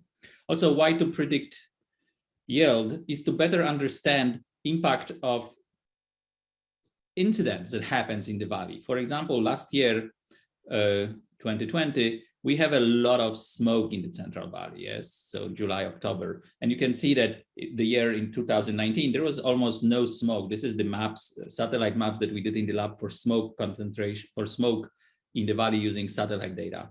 And there was no smoke in 2019, except maybe lower, southern part of the Central Valley. However, in 2020, we have a lot of smoke, especially in September. This is September data, and you can see that almost even in August, entire Central Valley has a lot of smoke accumulation during the time. And does smoke impact the crop? Hard to say. I mean, the 2020-2021 crop was pretty good, yes. However, what is interesting, what we notice is that this smoke impacted highly the amount of carbohydrates in Central Valley in 2020. So there was less carbohydrates, and we know that December carbohydrates from previous slide here, we know that December is super important for the future crop. And here we see that December carbohydrates were lower and they were associated with the smoke. So maybe, just maybe, even if we are so happy, as Bob said, we had 2,800 pounds per acre this year, maybe it was 3,000 as an expected, but it was reduced by presence of smoke. Who knows? This is another aspect of the research that we can do in the lab.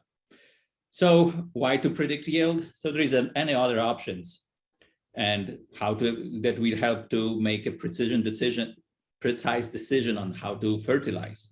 We can also maybe produce temporal or short-term savings, because if we know that there is less crop, we can apply less fertilizer. And how we can reduce, we can also try to answer questions if we know management practices associated with it, how to reduce loss of potential crop, and when and what we have to do to maximize crop potential for the next year, and so on. So can you help? And so this is the questions, why to predict yield and why is it important to do? What can we do, what you can do to help us, and or how you can see what we do. So first of all, there is a yield potential model. This is a beta version, so it's not like you cannot make decisions, just to show where we're going with our research. And there is a website here that if you access, you will find a little web page with different tree species. And this is pistachio. If you click on pistachio, you will end up in the little page here that will provide you with several questions. It will be asking you a question about what is the latitude and longitude of your orchard? What was the last year crop? And what is orchard age? And then if you know, you can fill up data for carbohydrates. Right now, it's a lot of data. I fill up some sort of a random, not random, but average numbers from the Central Valley for the year. But if you know the orchard, you can change those numbers to your specific orchard for particular months. And then you click button submit, and then you will see what the model predicts for the next year. That's currently, and that's the best time to apply this is in April, because this model collects data, weather data from the entire winter to April, so calculate chill hours and so on, and use this in the prediction. And you can predict the model. Right now, the prediction has a relatively large error due to the fact that we don't have enough information and not enough years of data accumulation. We need more. But if you would like to help to develop this model, we would like you to provide information about your orchards, and we keep it confidential. We do not collect data from this model. Like if you put your data, we don't know who you are, what you did. It's not being saved. You can send samples for carbohydrate analysis. Talk to us, express your needs, and suggest how to improve this kind of sites, what you would like to see. And these are our emails from the lab. You can contact any of us with your questions and so on. And thank you. If you have questions, I think I managed to do it under the time, so you're ready for a break. Thank you so much, Maciej. So there is one question, is that if we know that carbohydrates in December are major predictor of yield, how do we optimize carbohydrate in December? Sorry, so was the question about? Yeah, I can repeat it. If we know that carbohydrates in December are major predictor of yield, how do we optimize the carbohydrate level in December? That's a good question. This is where the research goes. If I don't know the management practices of the orchards, like I don't know what was the watering regime, so what was irrigation, what was previous, what was fertilization, was there any impact related to what was the current former year crop or yield? I have no chance to tell you this is what you have to do to maximize it at this point, because we don't have enough data from past years to understand how our management impacts the carbohydrates. We're collecting the data, and in future we hope to have it. Now, what it does, however, knowing this right now, it tells you if I know the level of carbohydrates in December, I can predict more or with some error what I will have next year.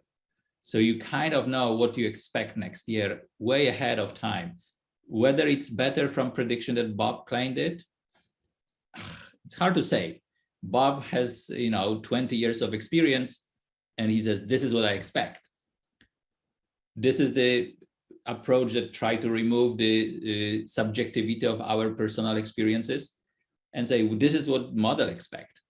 It would be interesting to compare. I would love to do the research on predicting, comparative analysis of Bob versus model predictions and see who is better. And at that point, probably Bob, but who knows?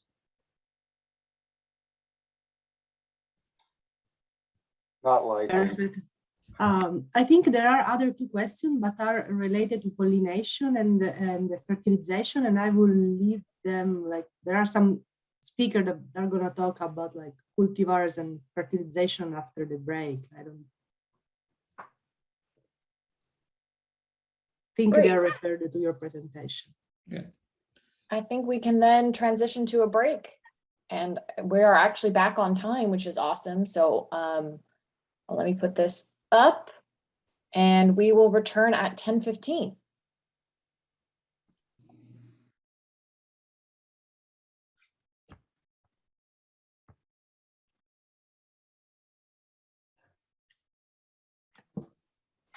All right, why don't we let her rip? It's 10:15, so hopefully everyone is back from the break. Quick note today, I'm Kat Jarvishian. I'm the Orchard Systems Advisor in Yolo, Solano, and Sacramento counties, and we'll be moderating the late afternoon session that we have here.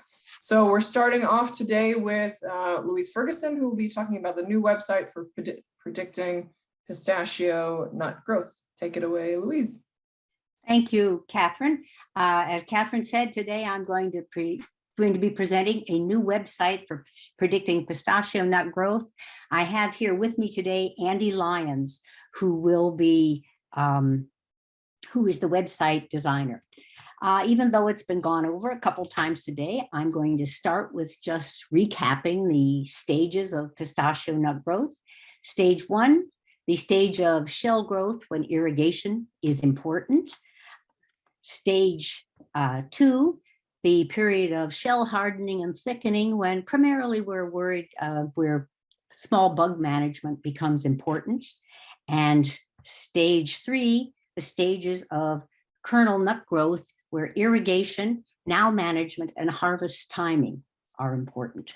Now, in managing pistachio production up till now, we've been able to manage pretty well with calendar date, rather easy when most of the industry was one cultivar and pollinator, monitoring current temperatures and examining nuts directly for applying regulated deficit irrigation, pest management, and harvest. These 3 methods worked rather well.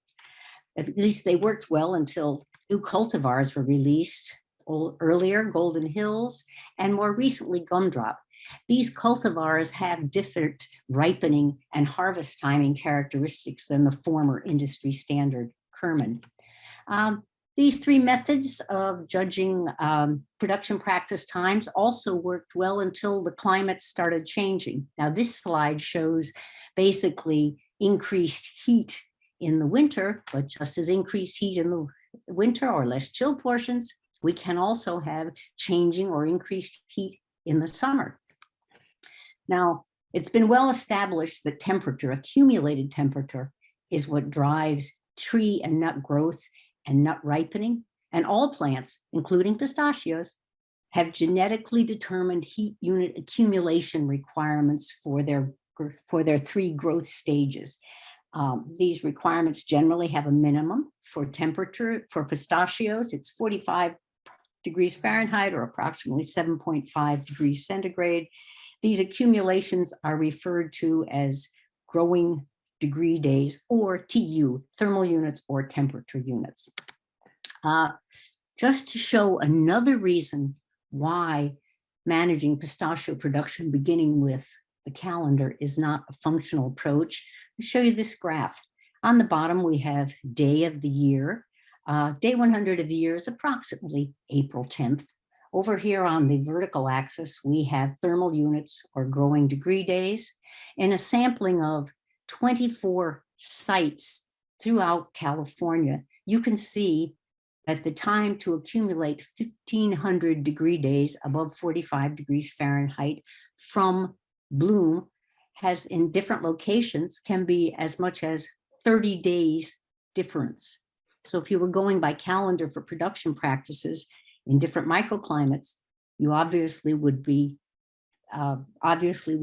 inaccurate. So based on these needs, we started an experiment supported by the Pistachio Commission back in 2013, where for 4 years in 8 locations over a north-south distance of about 300 miles, we sampled and monitored with local temperature monitors, approximately 6 cultivars at 7-day sampling intervals through the growing season, and took samples back to the lab where we sorted them, photographed them, measured for nut volume or for shell growth,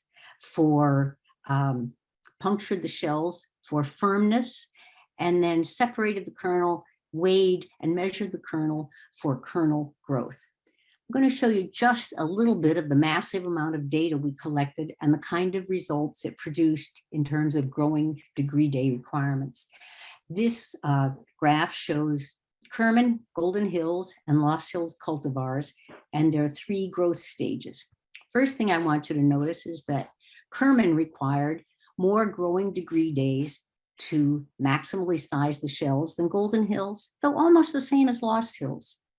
I'm going to skip down to stage 3 here, which started at approximately between 800 and 1,000 growing degree days for Kerman and ended at about 211 growing degree days, whereas Golden Hill, the kernels started growing sooner and maximally sized sooner. Lost Hills, same as, approximately the same as Golden Hills, except a larger time to maximally grow the nut. So using this kind of information, Andy Lyons developed this decision support tool, or this website, which can now be found here. When you open it, this is what the page will look like. And when you go into the page, you'll be asked to provide location of your orchard, the cultivar, the bloom date, and the website will generate the weather data, compute the growing degree days, and estimate a nut development date. So, and I want to emphasize right from the beginning, this is a decision support tool. It's not a finite calculator like an irrigation calculator. But anyhow, you go into the website here, and after you read the introduction and the rationale, and perhaps look at some of the resources we use, then you go to instructions. The first thing it's going to ask you to do is enter where your orchard is. You can do this from a map. You can do it with coordinates, whatever you prefer. Then it's going to ask you for your cultivar. There's a choice of 6. It's going to ask you for your date range. Your beginning date range will be your date of full bloom. We have pictures on the website to show you what it looks like, to whatever date range you'd like. And then it's going to ask you the percent of maximum to flag. What this means is the percent of growth on one of the 3 different growth stages you're looking at. In models like this, people usually use flag approximately 90%, because as we said, this is a decision support tool. What you want to do is be able to anticipate events, so then you can begin direct monitoring of your orchard directly visual the nuts at approximately this time, so you can better time your reduced deficit, your regulated deficit irrigation, perhaps your small bug management or harvest. Okay, then it's going to give you a choice of the weather data basis that you can use. There's a much more detailed explanation of this on the website, but basically there are multiple weather databases you can use, from the start date to where you are for the next 10 days, or historical weather databases. Okay. This is the kind of information it's going to generate for you. First, what this shows is how this year compares to these historical averages we have developed from 1980 through 2010. The horizontal axis here, we have date by month and year. On the vertical axis is thermal units or growing degree days. So the first thing you can see here is that based on the historical average, yes, your current season is probably hotter. The second thing it's going to give you, depending upon which tab you select, but this is probably the one you want, the one that shows all 3 growth stages, as opposed to each of the growth stages individually. Again, it has the months on the horizontal axis, and on the vertical axis, it has the percentage of maximum achievement of the growth stage you are interested in. For example, here we have nut volume or shell size.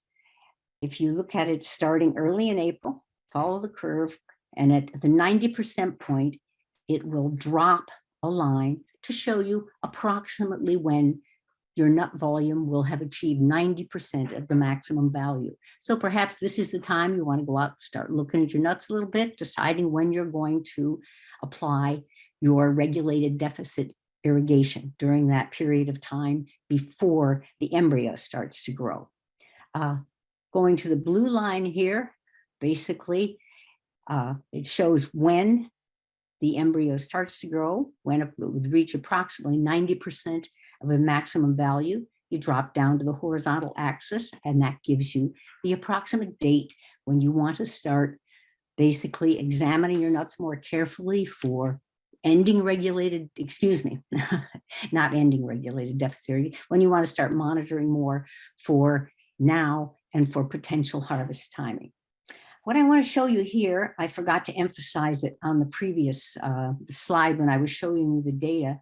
So one of the things we found out in this experiment is that nut shell hardening and thickening is not the discrete event, a discrete stage 2 that we thought it was. Shell firmness and hardness continues throughout the growing season, almost up to harvest. I'm sorry I didn't point it out, but 2 or 3 slides ago, it was up to 3,000 growing degree days for the shells to reach maximum hardness. Okay. What's the value of something like this? Well, basically what we're trying to do is develop a metric for pistachio nut growth that can be coordinated with other production practices. A good example is the project that is currently being conducted by Barbara Blanco-Alate and Houston Wilson, where they're trying to coordinate gut development as a function of growing degree days so they can coordinate, as Bob referred to in his presentation, the navel orangeworm generations and the hull susceptibility. Something like this is particularly important because in some areas, the warmest areas of the San Joaquin Valley, we're now moving up on a fifth flight. There's sometimes 5 flights of navel orangeworm. So basically, to be able to coordinate something like this with a common metric, growing degree days, would give us a much better level of precision in crop management. So in conclusion, this website is a decision support tool based on the following research. There's a link to the paper in the website, so you can go read it for yourself. It's an open access journal, the American Society of Horticultural Science. This website will also be explained in greater detail in the West Coast Nut Magazine issue, February 1st. And as Mashi said, with his website, feedback from you will improve this website. So with that, I would also like to thank the Pistachio Research Board for their support of this project for all the years of the project. We had a number of grower cooperators, ranches, and processors that supported us with data. Here's a list. We'd like to thank them all. And Craig Callison and Themis Michaelides already provided us samples. And with that, I'll take questions. And if there's any specifically about the mechanics of the work of the website, Andy Lyons of UC ANR and UC Berkeley, who designed the website, is also here with me. So with that, I'll take questions. Great. So we have 2 minutes for at least for 1 or 2 questions. So please type those questions in the Q&A section. And I will stop sharing and give it back. Oh, excuse me. I will get rid of this. So I'm not seeing any questions. Okay. Right. And I'll stop sharing and give it back. But if y'all are just still figuring out the best way to put it, you can still ask that question in the Q&A section, and Louise can answer that. One question: does that track chill as well, the tool? No, this is a heat accumulation model, but we view that as the next step to try and coordinate this with chill in the winter. That will be the next generation of websites. Great. And so currently, if you want to track chill according to your nearest IMA station, you can go to the Fruit and Nut Center. They are rejiggering the website right now. So if you have an old saved bookmark for the chill models, you should go back to the main homepage of the Fruit and Nut Center to make sure that you can find the chill accumulation models that way. All right. Oh, let's see. One more question. Just at the buzzer here. Anyone see a lot of early splits in Lost Hills? Group discussion question, but do you have any quick thoughts on that, Louise? I think I would defer that basically to Themis and to Craig. I think they would have better information than I. What was the question? Early splits and lost hills. Are you seeing more of it? Well, this year was low in early splits, but you're right. The stage 1 irrigation affects the early splits. If you stress the trees at stage 1, you may get more early splits. Okay, so we have to move on. Thanks, Thamus, for chiming in. And thank you, Louise, for your presentation.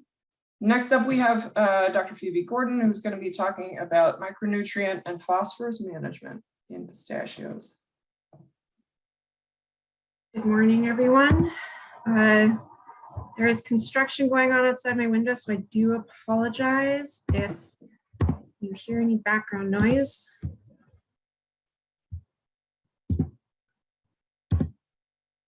Right, so I am going to go over micronutrient management in pistachio today. I was also asked to talk about phosphorus, although don't get too excited because as far as I know, there's been no phosphorus research done in pistachios, at least any that I was able to find. But I will go over a little bit about phosphorus in soils and some research that's been done in almonds.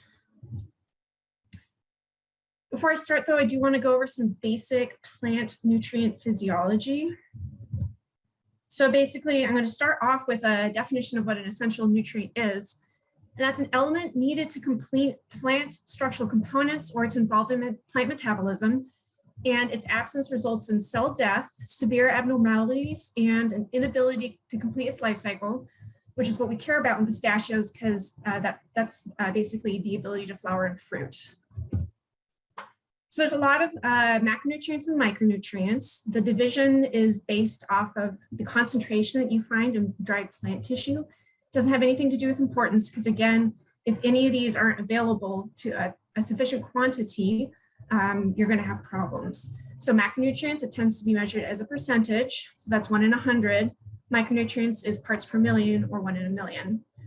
There are some other nutrients that we don't talk about very much, and those are carbon, hydrogen, and oxygen. That's because for the most part, plants are able to get that themselves from water and carbon dioxide, although we do need to add water here in our agricultural systems here in California since it is so dry. So the reason why we fertilize is because basically we are asking more of our agricultural plants than you might find in natural ecosystems. Sure, if any of you have ever gone hiking, you'll see these really spectacular ecosystems. There really isn't any fertilization there. You know, the nutrients are cycling locally. And so if we only add nutrients, if they're commonly deficient in an area, and there are definitely nutrients that are commonly deficient in California, or if naturally available levels aren't great enough to support what we ask of them. So in California, it's very high production systems. We need really high yields in order to maintain profitability. And so we fertilize based on that. In other parts of the world, they don't do a lot of irrigation. And so even in arid areas with pistachios, and so they don't need to add as many nutrients. So when tests are done to basically try to develop what is going on or what a nutrient does, these are done in artificial environments. I have this like silly stock photo of someone in a lab doing lab-like stuff with, it's in a lab because they're using beakers and colored fluids. But basically what they do is they grow plants in greenhouses or growth chambers, which are basically a box where you can control the amount of light, humidity, and temperatures. And they either completely starve a plant of nutrients or they just cut it back to a very low level. And they basically see what happens. And so it's important to understand that when we're talking about functions in plants, something like potassium is involved with stomatal regulation. And so therefore it is involved with water maintenance, but adding a bunch of that nutrient isn't going to enhance that. These functions are discovered by basically depriving plants of these nutrients. So it's important to understand this because, again, adding extra amounts of a nutrient isn't going to enhance that function.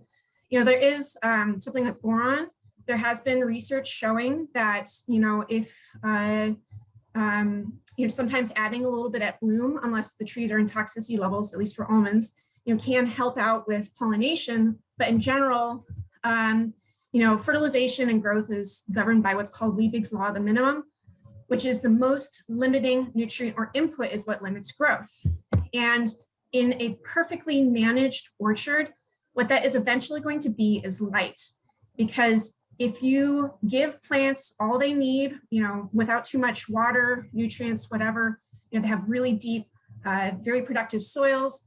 Eventually what's going to happen is the trees just can't intercept any more light. And so fertilizing above that is not going to increase yield because light is the most limiting input. So moving on to the micronutrients, I'll start with boron because that is the one that I think that most, well, I guess zinc's pretty commonly added in California as well, but at least in my area, Madera County, it's typically deficient. So it binds to a lot of different things in soils. It's taken up as a boric acid, and it's used by the plant for structural integrity of cell walls, membrane function, and critically pollination. And so deficiency symptoms typically exhibit as weak growth, short internodes, misshapen leaves. In really extreme cases, it can be terminal dieback, but typically where folks see it is low yields, lower than ideal yields. So it's important to understand that in pistachios, boron is immobile in plants, which means that it can't be taken from one tissue and shuttled into another tissue. In almonds, it is mobile. So when you're looking for boron deficiency and toxicity, where you're going to be looking, it's going to differ between the two. Since it's immobile in pistachios, it ends up in the leaves. And so that's where you're going to be monitoring it. Same with walnuts. In almonds, though, since it's mobile, it's moved around or with the phloem and it can end up in the fruit. And so that's why you monitor holes to look for a boron deficiency.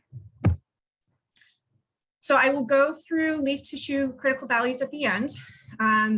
But in general, when you're going to be diagnosing any of these issues, you're going to be doing a July leaf tissue analysis. And so if you find that your orchard is deficient, you can do a soil application where you broadcast a pretty heavy rate of boron. And that can correct deficiencies for several years. Keep in mind, it is weakly mobile in soils, and so it's going to be taken up and slowly leached out. You can also fertigate it. You just need to reduce the amount because you're applying that boron to a more targeted area. You can do a foliar application. Just mix some Solubor. I do have some suggested rates here. You can also find them in the Pistachio Production Manual. You put them in 100 gallons of water. Spray at bud swell. Don't spray during bloom because that can affect pollination. If you have a really severe deficiency, which can happen in sandier soils where no one's been fertilizing with boron for a couple of years, it might be a good idea to do both. With a soil application, because it takes time for the plants to take it up and move it into tissues, if you do something like fertilize this summer, you're not going to see it this year. It's going to start showing up next year. And so you later next year. And so you might need to do a spray in the spring to make sure that flowering tissues have the boron that they need. Because again, boron is very important for fertilization. Boron toxicity is of course an issue in pistachios, although they do tend to be much more boron tolerant than some of our other tree crops. We don't have hard and fast rules for how much borons can tolerate, although 4 parts per million in the irrigation water is kind of thought to be the cutoff point where you can deal with it. But in general, pistachios can really accumulate lots of boron and without apparent reductions in yield. And when you see leaf burn in pistachios, it's actually associated with boron, not sodium and chloride accumulation, unlike in some of the salt sensitive plants. And so another little bit of perplexing information is that symptoms of leaf burn, if you also have high salinity associated with that, you might see less leaf burn, even though the tissues are still continuing to accumulate boron. And so there's a lot that's still not really fully understood. I'm conducting a research project that will hopefully shed a little bit more light on that, but won't have results this year. And again, leaching technically does work. I'm not doing research on this, but there are some folks looking at this. And it's not really known how practical it is, especially in a heavy textured soil. So zinc is probably the other micronutrient you're going to see most commonly deficient. And its availability is pH dependent. So the higher the pH, the less available it is. And since in California, we tend to have neutral to high pH soils, that's an issue. And so it will bind to calcium carbonates in high pH soils, which is one of the reasons why it's less available. So it's used by the plant as an enzyme catalyst, and it's also involved in auxin biosynthesis. Auxin is a hormone used for growth. And so that's why you see particular symptoms associated with zinc deficiency, which is, so they appear in the spring. It's delayed opening of buds, small chlorotic tufts of leaves. Really severe cases, you can have small nuts. Might see interveinal chlorosis, you might not, and a wavy leaf margin. So it's important to understand that foliar sprays are fairly immobile in pistachios. And so that's gonna, some research that was done looking at translocation basically found that not very much was absorbed and even less was translocated. So it's important to understand that when you're doing a foliar spray, you're treating the tissues that are hit with zinc. So foliar applications are the most common. Mix 1 to 2 pounds of zinc sulfate in 100 gallons of water. You want to make sure the pH is low.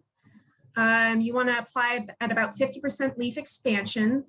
In pistachios, leaf absorption decreases as leaves age. So this is really key. You want to get it on the trees early in the season.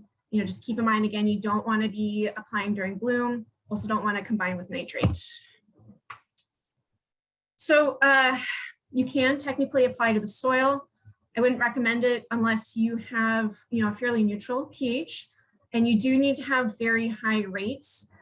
So most folks will do the foliar application. I will say that there's been some research done in New Mexico and Arizona looking at pecans, which are very zinc hungry tree species. And they were looking at fertigating with chelated zinc in a very, very high pH soil.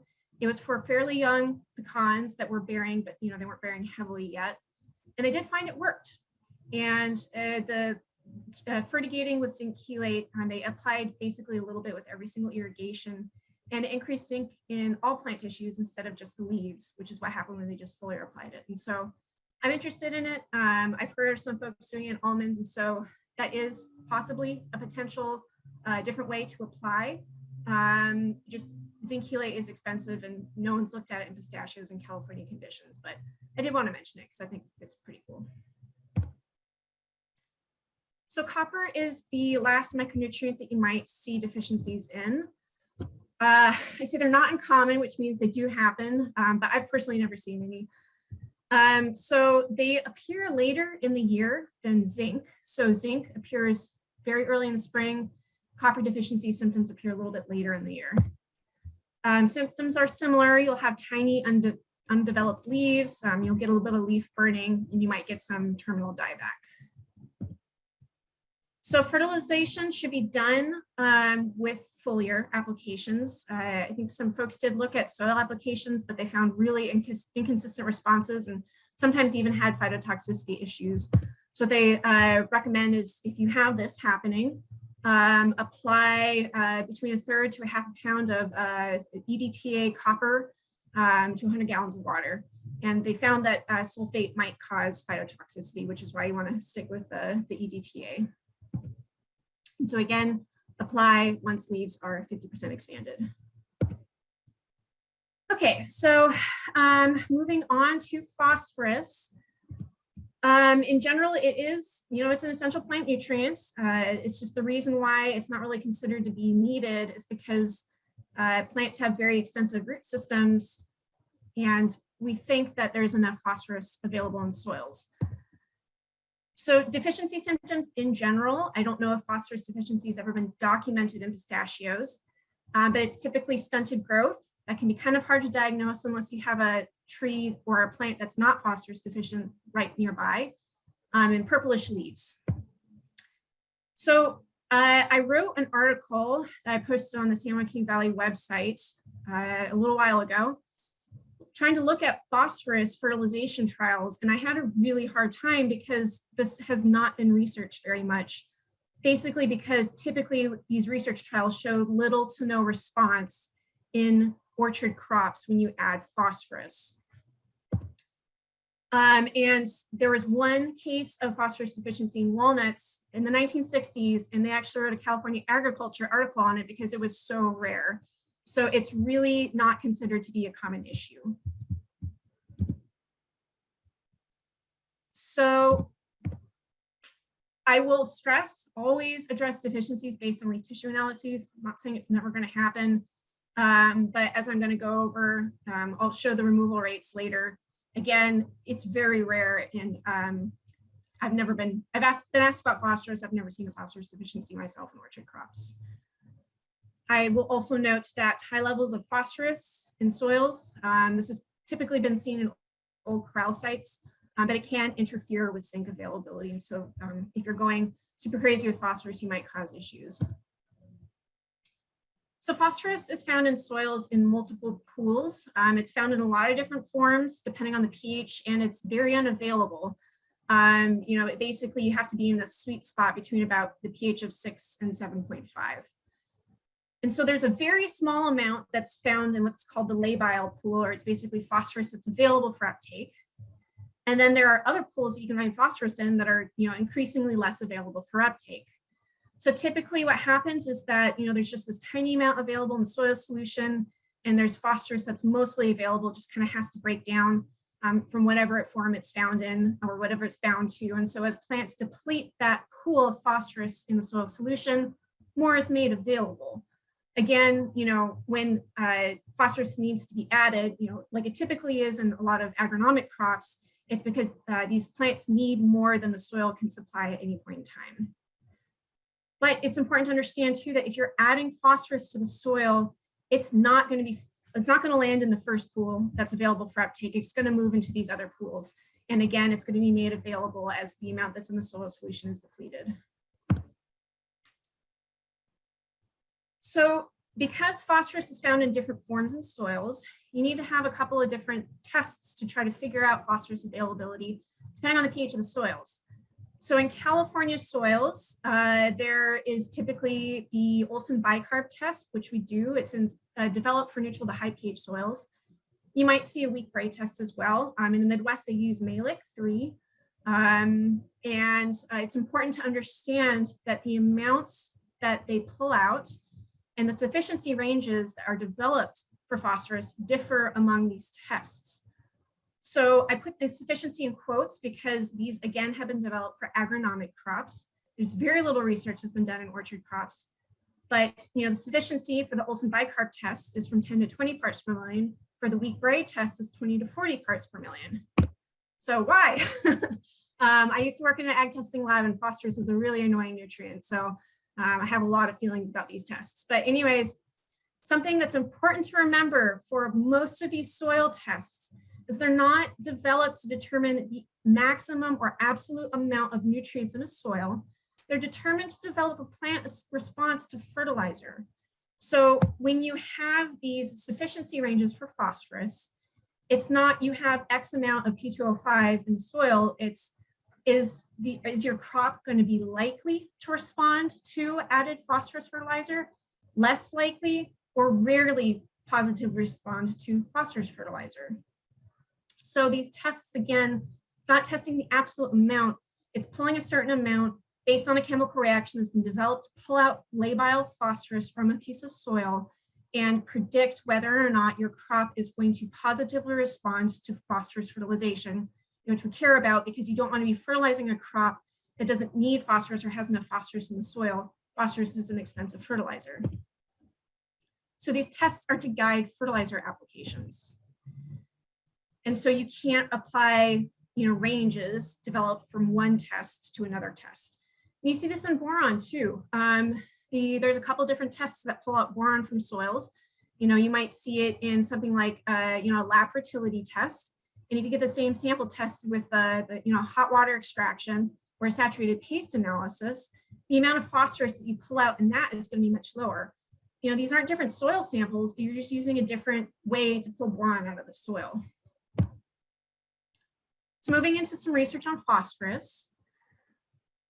So again, there's been very little research that has shown response to phosphorus in research trials. There could be a couple of reasons for this. One, phosphorus is immobile.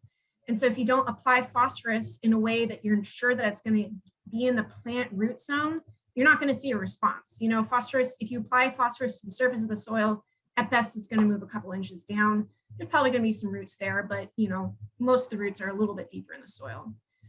Some trees also form relationships with fungi. And so these fungi are thought, called mycorrhizae. These mycorrhizae are thought to help phosphorus uptake. I think that, I'm not sure how much research has been done on mycorrhizal associations. I think walnuts, for instance, aren't known to form any, at least the walnut rootstocks that we use. But again, you know, this might be another reason why we don't typically see a response to added phosphorus. Or it could just be that there's enough phosphorus in soils. Phosphorus deficiency is rare and there's just no need for fertilization. So again, I found one study in California that documented phosphorus deficiency, and it's from the 1960s. That's not to say that we don't need to. I guess what I'm just trying to lay out is there's no evidence one way or another, at least in pistachios. So there has been one trial done in almonds to mature almonds, but it wasn't really a phosphorus trial, it was a potassium trial. And you probably, if you've seen me talk about potassium, you've probably seen me talk about this trial. It was done at Nichols Soil Lab. They were looking at different ways of supplying potassium fertilizer in different forms. And so they happened to add a potassium fertilizer, MKP, that also had phosphorus in it.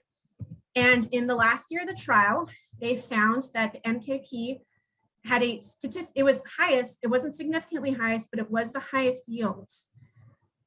I think these results are intriguing, but because the trial was not set up to determine a response to phosphorus, it's really hard to make a lot of management recommendations based on this. Could just be there's something magical at MKP, could be the trees needed phosphorus, or maybe there's some synergistic effect from adding both potassium and phosphorus. Some research that I've done in young trees. So this was part of a trial that I'm doing. It's led by Greg Brown, looking at this process called anaerobic soil disinfestation. It's a way to potentially disinfect soils instead of fumigating. It doesn't use any chemicals. It could be used possibly in organic orchards and in areas where you can't currently fumigate, like maybe you're too close to a school or to a domestic well. And so you add a large amount of an easily metabolizable carbon source like rice bran to the soil, you irrigate it to saturation, and you keep it saturated for a month, put a plastic tarp on top of it, and you're doing a combination of solarization, and the microbes in the soil break down this carbon source really quickly, deplete all the oxygen, and there's a bunch of changes, like the soil pH changes, and heavy metals are released and that sort of thing. Well, one of the things that we were interested in is rice bran also adds a ton of nutrients to the soil, including phosphorus. So in a little trial where we weren't able to do a fumigation control based on, we had a lot of rain at the wrong time of the year, so we weren't able to do fumigation. We decided to throw a little phosphorus and I should say nutrition trial in. So just to give some background, this is in first leaf almond trees, unfumigated ground. This was a whole orchard recycled almond orchard. I'm putting that in, caps in the slide because this might have something to do with what we're seeing. But in general, soil levels were pretty high. It's thought, I guess I found this in one paper, but there was no citation and I haven't been able to figure out, if this is based off of, research or not, but it's thought that, almond trees at least only need 5 parts per million. So, based on what I know, which again, I don't know where that number came from, but I can tell you the paper I found it from, these trees shouldn't have needed it. So we had 2 complete fertilizers. One was a slow release, one was 15. We used urea and we used phosphorus. And so we applied all the phosphorus at once, dug these little slots next to the trees, 6 inches deep, dumped the fertilizer in for at least the phosphorus. And the 15 and the nitrogen, we applied multiple times through the year. And so the trees receiving only phosphorus grew just as well as the 2 complete fertilizers and nitrogen. And so I was surprised. I wasn't expecting a response. And so we are repeating this at 2 others. Well, we're repeating the complete fertilizer trial at one other site, and we're doing a phosphorus trial at another site. So I guess the bottom line for phosphorus, there's no concrete evidence that mature almonds, I say almonds because that's the only research that I was able to find, need phosphorus. But Franz Niederholzer, my colleague up in the Sacramento Valley, is starting a long-term trial looking at this. And so, you know, he might have something to share a couple of years down the line. There's some limited evidence that first leaf almond trees and sites with incorporated wood chips could use phosphorus. And again, we will share results when we have them, but there's no evidence one way or another that pistachios need phosphorus. And so, again, a very small amount is exported with, you know, it's 7 pounds of P2O5 is exported with 1,000 pounds of marketable yield. It's a very, very low removal rate. You know, again, if you're doing this over 40 years, you're not fertilizing, you know, there might be an issue, but there's just no evidence one way or another. So quickly going over how to sample for leaf tests. So you want to wander at random through the orchard, select leaves from all 4 quadrants of the tree. So, you know, north, south, east, west. Make sure the trees are more than 40 feet apart. If you're trying to diagnose, don't combine good and bad areas, don't combine irrigation blocks, and split up blocks larger than 40 acres. You want to sample leaves every July, pull sub-terminal leaflets. So, you know, if you have a pistachio leaf with 5 to, I guess, occasionally 3 and occasionally 7 leaflets, you have that big leaflet at the edge. You want to grab the 2 leaflets on either side just beneath it. You want to, after you pull your sample, mix all of those leaves well, and then put them in a bag and submit to a testing laboratory. I have leaf sufficiency standards here and my contact information. So I think I have a couple of minutes for questions. Yeah, you sure do. You've got 4 minutes here. Do you want to look at the questions in the Q&A or you want me to read them out to you? I could read them out, I guess. So the first question is, for leaf out sprays, is it best to apply at 50 and then 100% leaf out over 2 applications in one? I would say there's probably, I mean, with a really, really severe deficiency, you're probably going to have to address this over a couple of sprays. It's just, at least with zinc, I don't know if this has been looked at with copper, as the leaves age, the absorption is much less. And so you're not going to get as much bang for your buck if you do a later spray. So I would say target at 50%. If you have a really mature orchard and you haven't applied zinc for a very long period of time or ever, and you have these insanely low values, you might try another spray. But again, that 50% leaf out is recommended because that's when absorption is going to be at its maximum. Okay. So during leaf out, is it more crucial to throw out boron, zinc, magnesium, manganese, and copper since they're immobile? I mean, again, you're going to be fertilizing based off of what your July leaf tissue analyses say. If you start mixing a bunch of things together, you might have phytotoxicity issues. And you also need to pay attention to your solution pH. I would say, I don't know if I've ever seen magnesium deficiency in pistachios or manganese deficiency.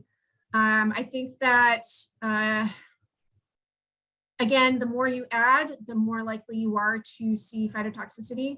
I haven't gotten questions on this in pistachios, but I sure see a lot of phytotoxicity symptoms in almonds in the spring with these really hot sprays where they just throw a ton of stuff in and they get a bunch of spotting on the leaves, and there's no disease, it's just leaf burn. So I would say if you're thinking of doing this, shoot me an email. But in general, with immobile nutrients, you do want to aim for spring because you're trying to target those flowering structures. So, boron at bud swell, zinc, and copper, 50% leaf expansion. Okay, sap analysis. Is it worth it? Is there any benefit? I will say no, because there have not been sufficiency standards developed. So again, I guess I didn't go over this with leaf critical values, but similar to the soil tests, these critical leaf values have been developed with a certain testing method and a certain time. I think I've talked to Patrick Brown about this with a different crop, figs, because figs actually will convert nitrate into nitrogen in the leaves instead of the root. And so what he said is that in generally sap tests tend to be really, really unreliable, even in crops where there's have been standards developed. So in general, there's nothing for pistachios, so there's no need to do it or no call to do it because we don't have any management guidelines for these sap analyses. Okay, we're at time there, so I think there's Okay. maybe there's one more question if you want to just answer that in the type an answer in. Okay, just one Phoebe? question. They asked what the slide was for. It's for pistachios, not almonds. Almonds are going to have their own standards. Great. I will go on mute now. All right, thanks for a great presentation, Phoebe. Very useful information. Okay, next up we have a presentation, your agenda might say, from Doug Amaral, but Patrick Brown is going to be making this presentation on plant biostimulants, their function, and their use in agriculture. All right.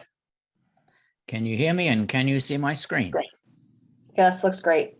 Yes. Okay, terrific.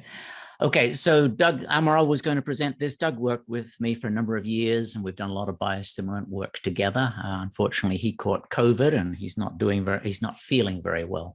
So I'm going to present this on his behalf. I'm going to talk about biostimulants, their function and their use. Now, I would love to be able to get to the end of this and give you a hard and fast answer of whether these things work, but you'll see as I go through, it's much more complicated than that. And so what I'm really going to do is give you the tools to think about these products and make your own determination whether in your circumstance, they make some sense. Now, one of the first things to recognize are biostimulants, and I know a lot of you have been getting a lot of pressure from your sales guys, PCAs and CCAs, to look at these products. And the reason is they are, in fact, amongst the agrochemicals, the fastest growing. And a lot of the chemical supply companies recognize that these are an opportunity to make some growth and some differentiation amongst their products. So they've sort of generated their own hype. One of the things that's critically important with biostimulants is that they're an incredibly diverse group of products. And I've got a slide here breaking down the major categories of biostimulants. And what you can see here is some of them are biological and living products. They're algae, they're plant, they're microbial. Some of them are non-living, humic acids, synthetics, non-essential elements. Many of them are complex mixtures. Some of them are simple molecules. What all of this means is there is no way on earth that all of these products from all of these incredibly diverse backgrounds will function the same. So as I go through this talk, you should not take the message home, biostimulants do work or biostimulants don't work. The message you should take home is, what is this biostimulant and will this biostimulant work? And hopefully I'll give you some context for making those determinations. So what is the legal definition of a biostimulant? The European Union has been working on this, and they're actually the only nation or country that has made any regulations. And that statement here is what a definition of a biostimulant is in the European Union. Just a couple of things I'll point out is biostimulants are listed as fertilizing products, and they're primarily expected to function by improving plant nutrient function. So the uptake of nutrients or the availability of nutrients. I'll tell you in a moment why this emphasis is so strong in the European Union. In the US, we don't have rules yet. The EPA had a opinion in 2019, and the Farm Bill in 2020 proposed the language below. What you'll see is it's very similar to the European language. These are materials, microorganisms that are applied to the plant or the soil. But again, you'll see that they're designed to explicitly enhance nutrient uptake or nutrient efficiency. So you might ask yourself why this focus on nutrient uptake and nutrient efficiency, and why a fertilizer product. And that's very explicitly because in the US, the EPA registers all agricultural products as pesticides. And as you know, pesticides have a very strict regulation and marketing guidelines. Fertilizers are exempt from that very strict regulation. So the definition of a biostimulant under fertilizer regulation was deliberate, and it was deliberate to minimize the regulatory barriers for new products. That has some relevance later on as we talk about this. Okay, so the big question, and the question, of course, that you guys are all interested in, are these things snake oils and jungle juices, or are they actually something useful? Now, I've been working in this for about 15 years. I lead the major global scientific panels on biostimulants. And I'd say the answer is some of them have a valuable role in agriculture. Some of them, maybe many of them, are indeed unproven products. So the real question is, how do you separate the proven from the unproven, the valuable from the not valuable? Okay, so as I said, I've worked in this for a long while, and we published a paper in 2015 sort of defining the overall hypothesis for how these things work and what they do. And it's based upon plant stress. And that plant stress could be a nutrient stress, it could be a drought stress, it could be a heat stress. And the fundamental principle is some level of a stress occurs in your fields every year. That's what the difference between your best yielding year and your lowest yield or your worst yielding year is, how much stress occurred, how much disease occurred, how much nutrient stress, drought stress, temperature stress. And what biostimulants, those that work, seem to do is they enable plants to tolerate that stress more effectively. Some of them have a very direct effect on nutrient uptake and nutrient efficiency. They also seem to have a role in manipulating the microbes in the environment, that is, the favorable microbes in the environment, and that in turn helps plants tolerate stress. You can visualize that in this little cartoon that we put together here. I'll start at the top. So in any environment, your crop has a maximum yield potential. Okay, so in pistachio, 6,000, 8,000 pounds might be the best you ever get. And that potential is defined by your genetics, by the age of the tree, by the environment, nutrients, water, sunlight. During the year, stress events occur. And when stress events occur, plants very conservatively can drop nuts, can constrain their growth, and you will lose some yield.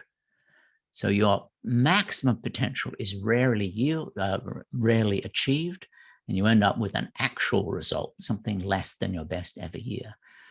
What biostimulants are proposed to do, and what the best of them appear to do, is mitigate the stress event, so that even when a stress occurs, the loss occurring from that stress is less than you might otherwise get. And that's the nature of the benefit. Now, we'll come back to that because this stress event is all important in this analysis. Now, a number of the biostimulants, the best ones in the market, have gone through some physiological, molecular, biological tests. And there certainly are a number of them that we do know function on how the plant perceives a stress and how the plant responds to a stress.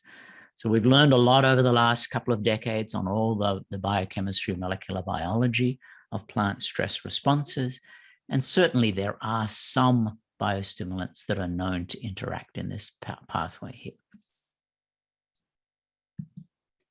Okay, going back to that original definition that I gave you about biostimulants, and just reminding you that in both the US regulation, the European regulations, biostimulants are all supposed to function in nutrient uptake and nutrient efficiency.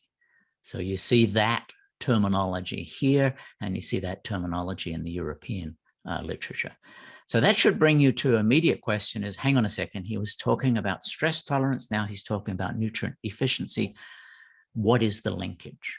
And I'm going to show you just one slide to sort of illustrate that principle. So this is actually almonds, this is not pistachio, and this is a drone image looking at how vigorous those trees are, in this case in the springtime, with the dark blue trees having high vigor, the lighter yellow and green having low vigor. Now, as you're all aware, in the majority of your fields, you have a single fertigation irrigation system for the entire block. So now you're faced with a question: what nutrient fertilization rate do I use in an orchard that has variability? If you try to feed these hungriest and biggest and most prolific trees, you will, of course, overfeed these poorer trees. If you try to manage your fertilization to satisfy the poor trees, you will, of course, under-fertilize the big trees. So there is a relationship between the occurrence of stresses in poor regions of the field and nutrient use efficiency. In this particular case, this is a zinc stress in this portion of the field. But what this all means is, if you can correct this stress, you can bring this portion of the field to the same as this portion of the field, and you can manage your nutrients more efficiently. So there is a linkage between plant stress and plant response to nutrients. Now, Douglas and myself, we've just recently edited a book and written a chapter on this, and I realize this is a very complicated slide. We're going to break it down in just a second. But there's a chapter in this book on the relationship between biostimulants and nutrient use efficiency. I'm going to talk a little bit about each of these, just very briefly, because we've got limited time to illustrate that principle. Now, if you would all want a copy of that chapter, you can scan this QR code. I'll show it at the end of the talk as well, but hold up your phone, take a picture of this. It will link you to the chapter, which you can get a download to. All right, so I've broken that big complicated slide up into 4 small parts of the slide, 4 small parts, so we can talk about that. So there is one way in which the biostimulants interact with nutrient use efficiency, and that is by overcoming stress. So we know from some examples from the humic substances, from the seaweed substances, that the application of those materials to the plant can help the plant tolerate high temperature stress, drought stress to a certain extent. I'll show you some details a little bit later on. If you can continue the plant growing during the season, then it will use the nutrients in the soil more efficiently.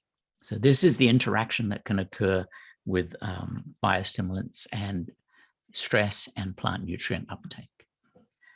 If you go underground, some of the biostimulants, and in particular things like the humic substances, the humates, the lignates, Actigrow as a company that sells a lot of these materials, they can act directly on the solubilization, that is the availability of those nutrients in the soil, similar to what Phoebe was just speaking about. So there is evidence of this. There is also a number of new biostimulants that are microbial, in which the products themselves can actually produce nitrogen. It's uncertain, yet unclear, whether this would work in a tree crop system, but it is an active area of exploration. There are some biostimulants that have been shown to act directly on the physiology of the plant, turning on the enzymes and the transporters that grab nutrients from the soil and bring them into the plant. And then finally, there are a number of biostimulants that enhance root growth. So the humic substance, the seaweeds have been shown to do this. And in some circumstances, more root growth equals more nutrient uptake. As I said, we don't have time to go into this in detail. Hopefully you can have a look at the chapter if you have more interest in this. So that overarching hypothesis that I presented at the beginning is that what some of these products, and I emphasize the some, is doing is it's helping plants tolerate periods of stress that would normally shut the plant down and limit its growth, limit its productivity. If that's true, you as a grower, PCA, have to think about what this means. Firstly, If it's about stress tolerance, then you've got to ask the question, well, how much stress do I get? When does it occur and what is the impact? I'm going to show you some experiments from tomato in a moment that sort of illustrates this principle, but this becomes an important question. You also need to ask, this biostimulant that I am being sold, what process in my system is it targeting? Is it a water stress? Is it a nitrogen uptake? Is it a zinc uptake? Is it a high temperature stress? What is it actually doing? That question has to be asked. You also have to consider, what is the yield benefit? Is there a return on investment? And unfortunately, there's almost no work on research in pistachio to see whether, in fact, in pistachio, these products have a function. So, to that first question, what do we mean about stress? Now, this is just some data from a tomato field in this particular case, looking at sunlight levels, looking at water demand levels, looking at temperature across the season and across, in this case, 5 different years. And I put this in just to illustrate that stress is highly variable. So if somebody is selling you a product to protect your pistachios from a frost event or a cold temperature event in the springtime, you have to ask the question, what do you mean by cold temperature? Is that 35 degrees? Is it 40 degrees? Is it 40 degrees for a week? Is it 40 degrees for a month? This is the difficulty with some of the biostimulants, is that word stress is not well defined. And ultimately, it's, so the good observant grower who over the years has learned, I know if it sits at 45 degrees for a week in April, I am in trouble. That's the sort of information you need to ask yourself before you go and buy a product that theoretically solves those issues. And then, of course, that same image that I showed you before, fields are variable. Does that stress that you're trying to solve occur across the whole field? And how important is it?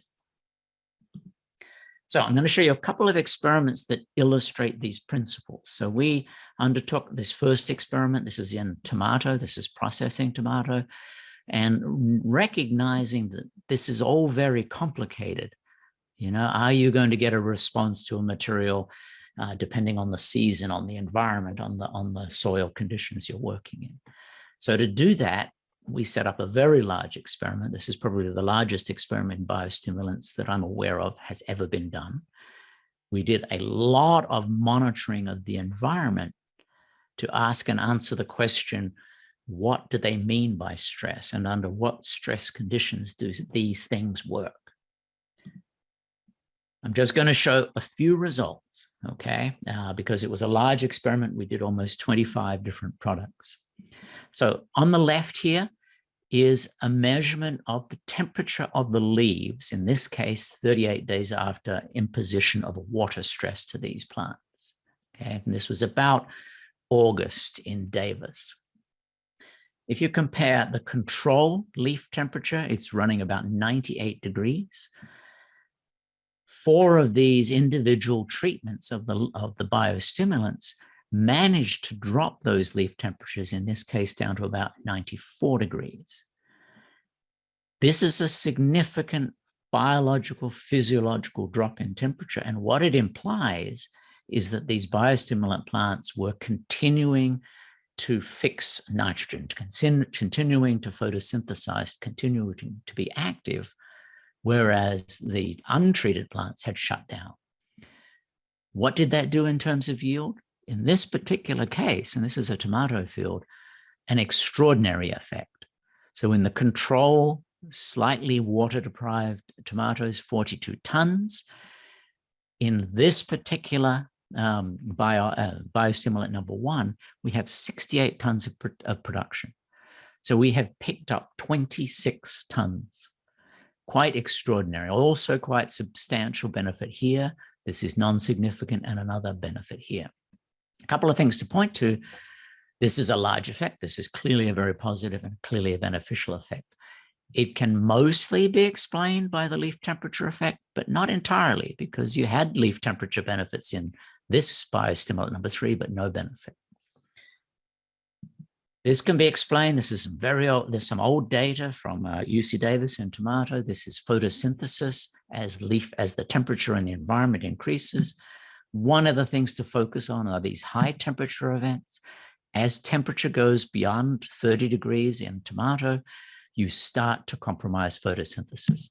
As the demand for water, the vapor pressure deficit increases, you start to compromise photosynthesis because you shut down the stomata. So in that previous example, that small drop in leaf temperature, that continuation of photosynthesis was the key to the success of those biostimulants. However, these are positive results from 3 products. Only 3 had positive effects. 8 of the products we tried had no effect whatsoever, and 2 of the products had a negative effect. This goes back to my earlier statement that just because one biostimulant works really doesn't tell you that all biostimulants will work.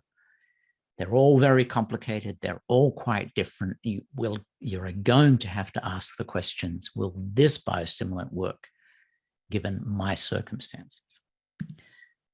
We did some work in almond as well, some fruit set work, and we focused in this case on the products that were most effective in the tomato trial. And this is a much smaller trial, just a couple of products. Now we're looking at flower retention. These were pre-bloom sprays. And in almond here, you've got 42% flower retention in the control and close to 60% flower retention 2 weeks after application of these materials as a consequence of applying these materials. We also applied at shell hardening and a combined application. Shell hardening did us no good. It was only the pre-bloom that did any good. Not only flower retention, but fruit set, quite a substantial effect. And of course, the most important is yield. And here we have an increase in yield of about 340 pounds as a consequence of applying that material, which only cost in the range of $10 an acre. So a very substantial benefit in this particular case. I put this in particular to emphasize one important characteristic of all of the biostimulants that we have seen. Sometimes you get very good beneficial effects. Many times you do not. And you got to bear that in mind as you're making your decisions. And in the final slide, I'll give you some guidance of how do you think about the decision for your particular context. Just finished a trial in strawberries with Andre Biscaro down in Ventura County. And I'm going to show you some of those results. Now, in these trials, we also utilized some of the products that were most effective in our tomato and in our almond trials. So again, if you're going to do this sort of research, unfortunately, it takes a lot of work.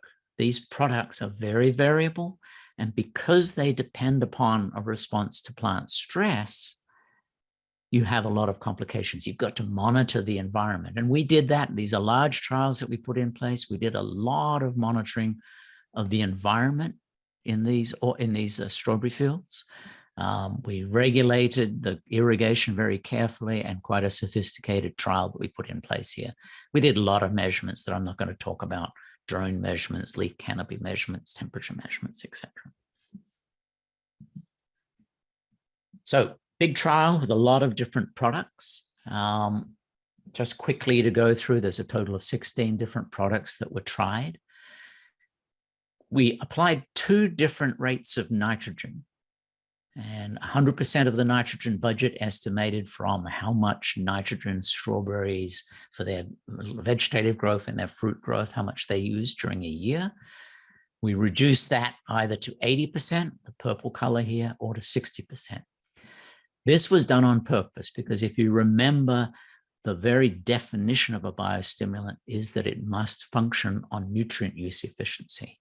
So a lot of the marketing you will see will be, use our biostimulant, it will save you nitrogen. That's why we've done these trials with differential nitrogen rates. Most of these are products that are prominently used in the strawberry industry. You can see the humic substances here, some seaweed substances. Some of the products, this one down here, number 14, is the one that was most effective in almonds. Number 16, most effective in almonds. We've also applied some materials that fix nitrogen in the soil, because in strawberries, there's an interest in maintaining or developing lower nitrogen input systems. I would bear in mind here, strawberries is a really difficult crop to work with. In this particular case, we had 15 individual harvests. Each harvest, depending on the season, is worth a different amount of money. Early strawberries are worth much more than late strawberries. So it makes for a really complicated experiment. I'm only going to show one slide of results here. So in this particular case, just let me explain the structure here. These are the fully nitrogen supplied plants with 7 different applications, 7 different biostimulants. This is the reduced nitrogen here, and then a couple of additional trials we won't talk about. If you look across all of these fully provided treatments, there is only one that is close to significant. Okay, all of the others had no effect. This one had a non-significant, but a bit of a worrying negative effect. When we reduce the nitrogen, again, there's just the one product that had any positive effect. Everything else had no effect. So in this particular trial with a very valuable crop, only one product had a positive effect. 12 products had no yield effect or even a negative return on investment, because it costs you money to put these things on. I would point out one of the complexities working in almonds is, even if this is just a small, non-significant effect, this difference in productivity is about $12,000 difference in profit. So that usually gets the attention of growers. Okay. I've explained a few of the trials and some of the complexity. This is another trial of a biostimulant product. This is a commercial series of trials. And what you see here is almost 150 different experiments with positive and negative effects. This is corn. So this is a negative effect over here. This is a positive effect over here. On average, no effect. Now, you might say, on average, no effect means I'm not going to use these products, except, of course, if you can identify what's going on here and use them only in the circumstances where a positive effect would occur, then you've got something. So best practices, how to use these materials. As I said, I'm not going to give you a hard, fast answer of what works and what doesn't. Certainly, there's a rationale for these. There is stress in the fields. The reason we don't get maximum yield every year is because of that environment. Some biostimulants have an effect, but positive results are hard to guarantee. The only way you can make a decision of whether to use these is to really understand the agronomy of your crop and where the problematic times of the year and the problematic stresses are. What are the critical events that occur that limit productivity? You've got to ask the providers, what is the function of biostimulant that they are providing? What problem is it attempting to solve? And you've got to ask the question, can I predict and can I estimate what's going to happen? If you are being sold these materials, demand the evidence, question the rationale, and ask the providers, what problem are you trying to solve? And then you, as an experienced agronomist, experienced grower, can make the decision, is it worthwhile? With that, thank you very much. And there's that QR code for that chapter if you wish to get it. Great stuff, Patrick. Thank you. It's really a new frontier. So it's great to have a little guide to how to evaluate these things. Let's see, one quick request. Can you put that QR code back up? I'll do that right now. And then the one question we have in the minute and a half we've got is, can you tell us what Bio 1 30% was, what that product was? Or is that sort of the Bio 1 30% product was an experimental product from Bayer. It was a microbial product. I'm not sure if it's the same as Serenade. They have not actually told us that. But what it seemed to do was enhance early root growth in those tomatoes, so that they had access to deeper water a little bit longer in the season. And that was the mechanism by which they continued photosynthesizing when everybody else had shut down. Mm. Well, since no one else has asked a question, one that popped in my mind that I'll greedily take the stage to ask is, so you've talked about environmental stress, but obviously in a lot of places we grow pistachio, there's salt stress or more salt than is normally ideal. Are biostimulants, or some of them, maybe set up to help with that? Yeah, salinity, water stress, heat stress have been the principal ones that the biostimulants that have worked have shown where they work. And lots of plants share the same sort of molecular processes. A stress is perceived, the plant identifies that stress and responds to it through molecular pathways that are common. So the molecular pathway for a drought stress, a salinity stress, a zinc stress are all pretty much the same. So that's how they sort of have multifunctional effects. All right, well, thank you so much. Very Thank helpful. you. Okay, the last presentation for this morning. There you are, Craig. I'm here. Craig Coulson from Kern County is going to share with us field fixes for Golden Hills related to weak spots that they may have, and some new breeding trial results. Take it away, Craig. Thank you. Let me get my show up and running here. Well, as stated, my name is Craig Coulson, and I'm the University of California Cooperative Extension Farm Advisor in Kern County.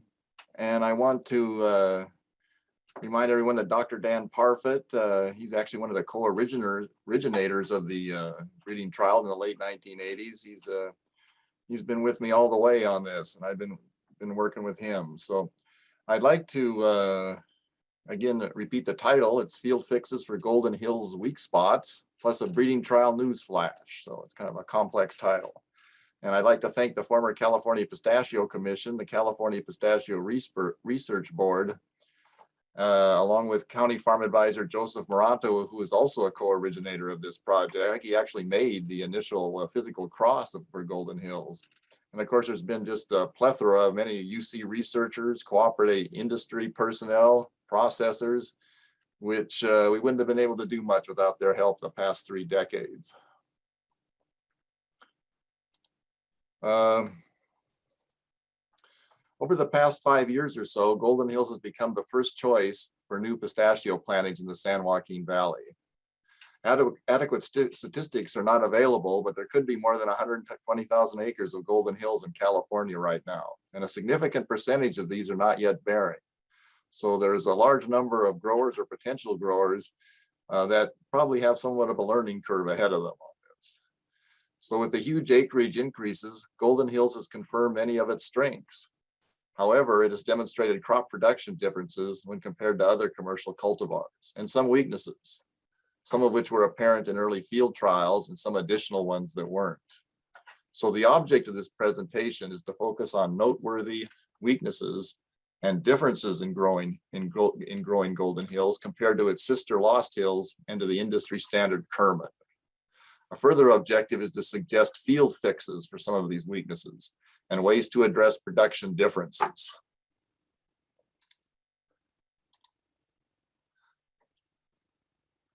So let's talk about budding the trees first.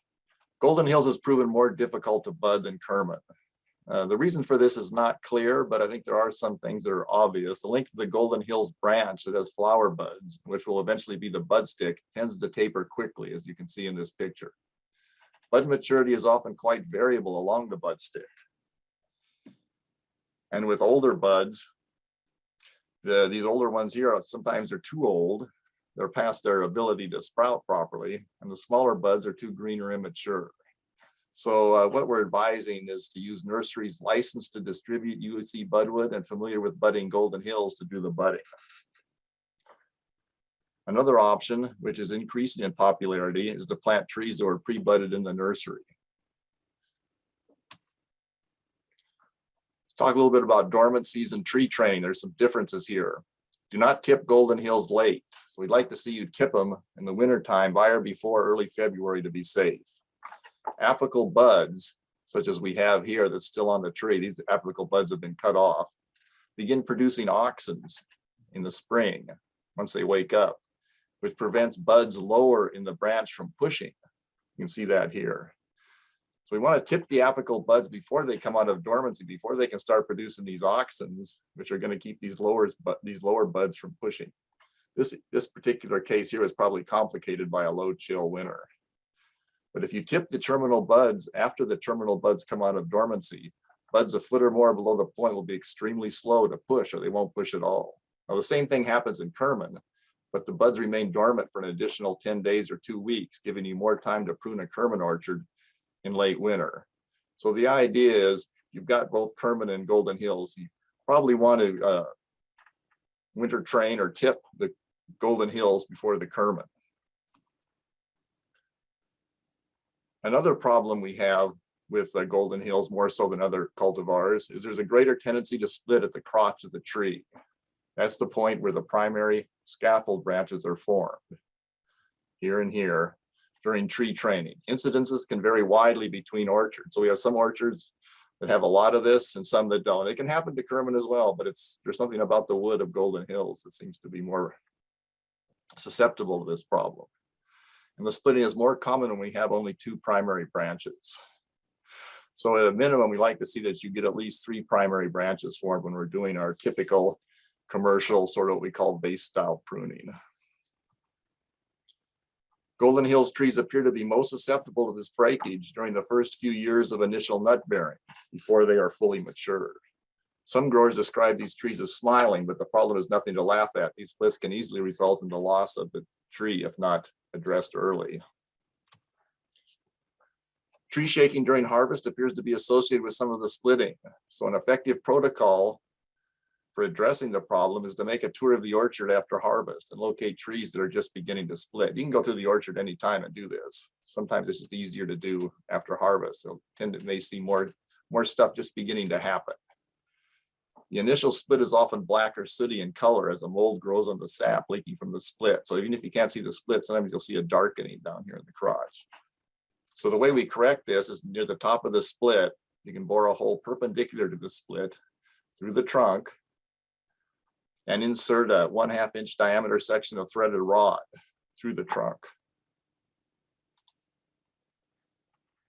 The rod is cut to fit, and each section is secured with a 1/3 inch outside diameter washer and a nut. So here we got the threaded rod coming through the tree. We put on this large diameter washer, secure it with a nut. That keeps the tree from pulling that nut through the wound or through the hole.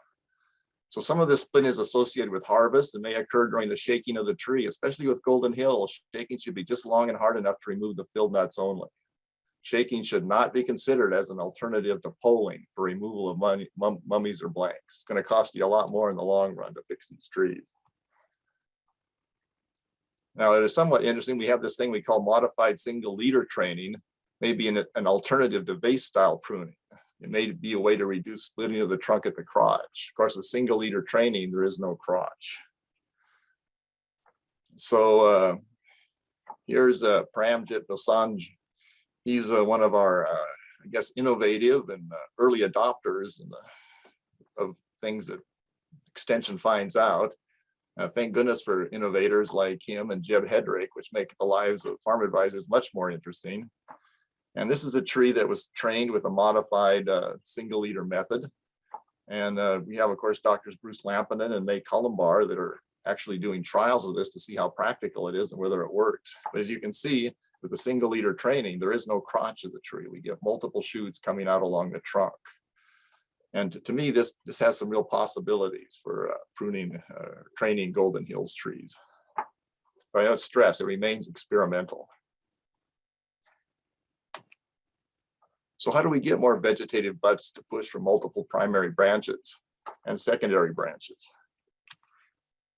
Golden Hills has a tendency to produce fewer primary and secondary scaffold branches at the training cut. Cutting the young tree trunk or primary branches too early or too close to the terminal bud is more likely to result in insufficient or delayed bud push below the training cut. So before making the training cut, look for or wait until developing buds are present in the axils of leaves below the proposed cut. Here we have a close-up of what might be a typical trunk or perhaps a primary branch that we want to form secondaries. We want to be able to look for those buds that are in the leaf axils. As we can see a bud there, we can see a bud there. As we go up the stem or the trunk, there is no apparent bud there. There is a primary bud there, or something that we just can't see it. But given enough time, a bud will form there. However, we find, especially important in years with low chill, is that if we cut too far toward the terminal bud, if we can't see the buds, these are unlikely to push in Golden Hills. It's a good idea to wait till you can see them in Kerman as well, but in Golden Hills, there's a much greater chance, especially in a low chill year, that if you cut up here, this bud won't push. So here, where we probably like to cut this branch is right here, which is a much greater chance of increasing our obtaining, 3 or 4 scaffold branches or branches at all further down the chute. So we want to cut close to an axle that has a bud in it. There are some rootstock issues with new cultivars that are less obvious than with Kerman. Here we have Calagucci on a P. integrima rootstock, a PG1. Over here we have Kerman on the same rootstock, and these are fairly close together and practically in the same orchard. And you can see that the overgrowth of the sign is much greater with Calagucci. And the concern is that for cultivars other than Kerman, tree barking, that's when we remove a big chunk of the bark, usually it happens when we're shaking the tree, increases when we have a big difference in circumference growth between the sign and the rootstock. We're also concerned this may lead to sign rootstock incompatibility. See, we've got some experimental cultivars. You can see where this is probably only a 10-year-old tree, and you can see how much it's overgrown. We would never select a tree like this for possible release to the industry. But to avoid this problem, the grafting should be 30 inches or more above the ground to keep the harvester from grabbing it. And I know this can be difficult if you have small diameter rootstocks and it's time to bud, but this is a general rule. It's good to keep that graft union 30 inches or more above the ground. We see the same problem with Lost Hills and Golden Hills, not to the extent as we see it with Calagucci, but generally the problem isn't too bad on UCB1, but again with P. integrima that are 100% P. integrima, especially with Golden Hills, we can see a fairly large overgrowth of the scion of the rootstock. And we see much less of it with Kerman. You can still see it with Kerman, but in general, there's much smoother a trunk with a Kerman on our common rootstocks than with Golden Hills.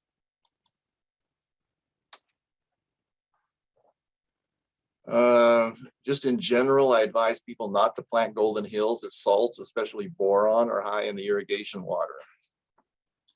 Here's some data. This actually comes from data from a block where there's actually fairly low available boron in the water and the soil. We think the boron is coming from release of normally non-available boron tied up in the soil. There's a lot of that. It probably gets slowly released with the application of nitrogen fertilizers. But as you can see, this red line with the little round circles, that's Golden Hills. The blue line is Lost Hills, the orange line, Kerman. Here we have the amount of boron in the leaf. And here we have tested the boron in the leaves for a number of years. And you can see Golden Hills, even in this area where there's fairly low available boron in the soil and water, but the concentration of boron in the leaf is higher, statistically higher in many years than it is in these other two cultivars. We got up to about 900 ppm, which in itself is not horrible, but you could see it as Phoebe mentioned in her presentation. You can see the burn on the leaves here of Golden Hills. I don't remember when this picture was taken. It's probably in August sometime, and compared to Kerman where there's none. There's no difference in sodium or chloride leaf exclusion or uptake in the leaves. It was primarily boron. So here's another case, and in this area we have high available boron. It's in the irrigation water, it's in the soil. Tough to leach out in this particular soil, and doesn't do you much good if you've got high boron in the water anyway. But in these leaves in early August, leaf boron was about 1800 ppm. And that's not just taking the dead area, that's for the whole leaf, as was the case over here. And here we probably lost 50% of our leaf area, basically. And as the season progresses in September, we even get we can get almost complete defoliation in some trees out there. This picture was taken September 8th. Again, if we've got Golden Hills and we have high boron in the water, especially, I wouldn't plant Golden Hills. Lost Hills or Kerman would probably be a more appropriate choice. Here's another problem that's become reasonably noticeable and of concern. We call it internal kernel discoloration. I first became aware of this discoloration problem in some kernels of Golden Hills, I think in 2020. It exists in Lost Hills as well. It's fairly rare in Kerman. I have not found it in gumdrop, but of course we don't have nearly the acreage of gumdrop, so I just look basically at our trials. But whatever the cause is, it needs further experimentation. Evidence suggests it is not caused by insects, and to date, no pathogen has been associated with it. The incidence of it varies from year to year and orchard to orchard, which suggests that there is an environmental component to it.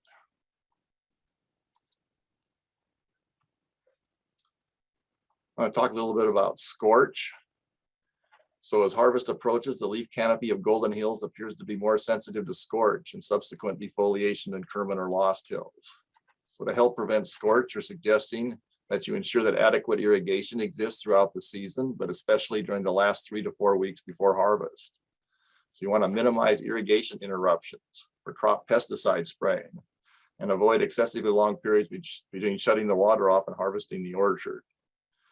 I know sometimes the pesticide sprayer doesn't show up on time, but if it gets to be a long delay, you want to turn the water back on. And of course, it becomes less of a problem with the water on if you have a well-designed irrigation system and all the leaks are fixed and you're scheduling properly and you're ensuring good infiltration of that water into the soil.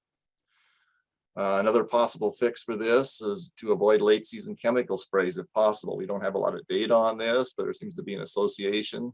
Again, we want to be especially careful in the last 2 or 3 weeks before harvest. If you need to make a spray, make sure you really need to make a spray. Make sure it's just not some kind of a nutrient spray for insurance.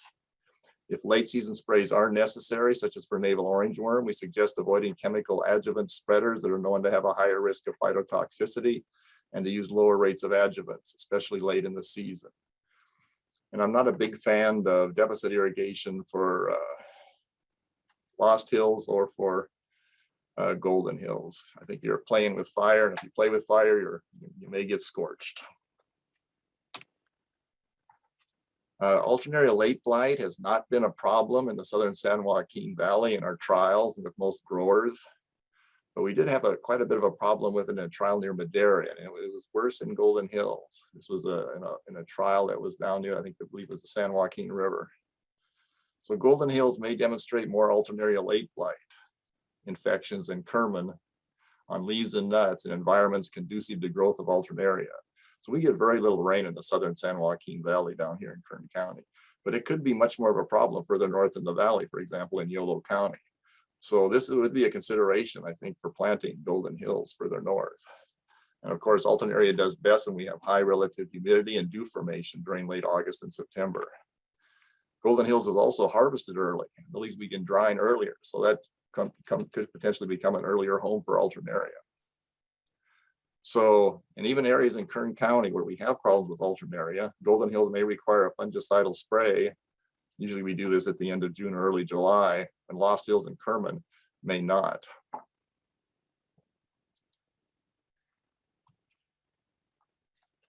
So how do we maintain nut quality in Golden Hills through harvest? This has been an issue with some growers. Here's a picture of some freshly harvested Golden Hills nuts from the Button Willow trial. It's one of our bigger trials. It was in the past. And we had great grower cooperators, Larry and Bo Anton Giovanni. So the advice here is with Golden Hills, don't delay harvest until the nuts have tattered. That's basically my term for when these hulls fall apart. Some people refer to it as hull split in pistachio, but since the hulls really don't make a nice split, and they don't do it all at once, I don't think that's a really effective term. I think it probably works better in almonds.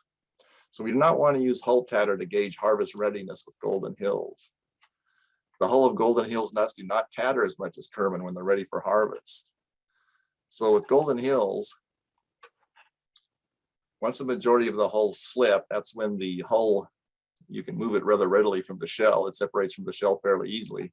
Harvest can begin.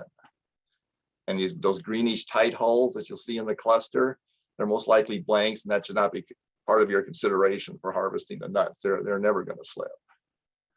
So most of the nuts will be split and ready for harvest, even if many of the hulls remain intact.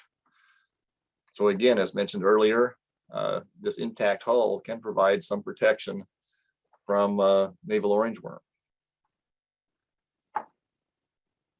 And generally, someone mentioned the early splits and lost hills. I think it was one of the questions. Famous, of course, is correct when he states that the inadequate irrigation early in the season can affect it. But if you've attended some of my other presentations, lost hills, just in general, has more early splits.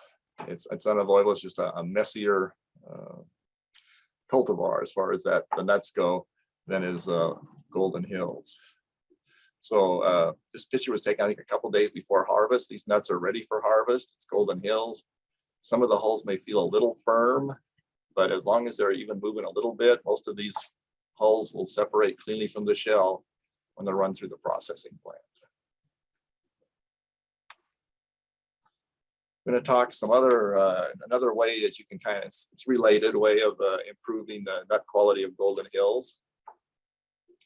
I got a little terminology to discuss first. So I'm going to give you a definition of a double shake. This is my definition. A double shake is when an orchard is harvested at 2 different times and roughly equal weights of nuts are removed from the tree at each of the 2 harvests.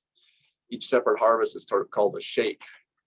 A double shake is composed of a light initial bump shake in which rachis clusters are not removed. I'm just trying to remove the nuts and the clusters that are ready for harvest.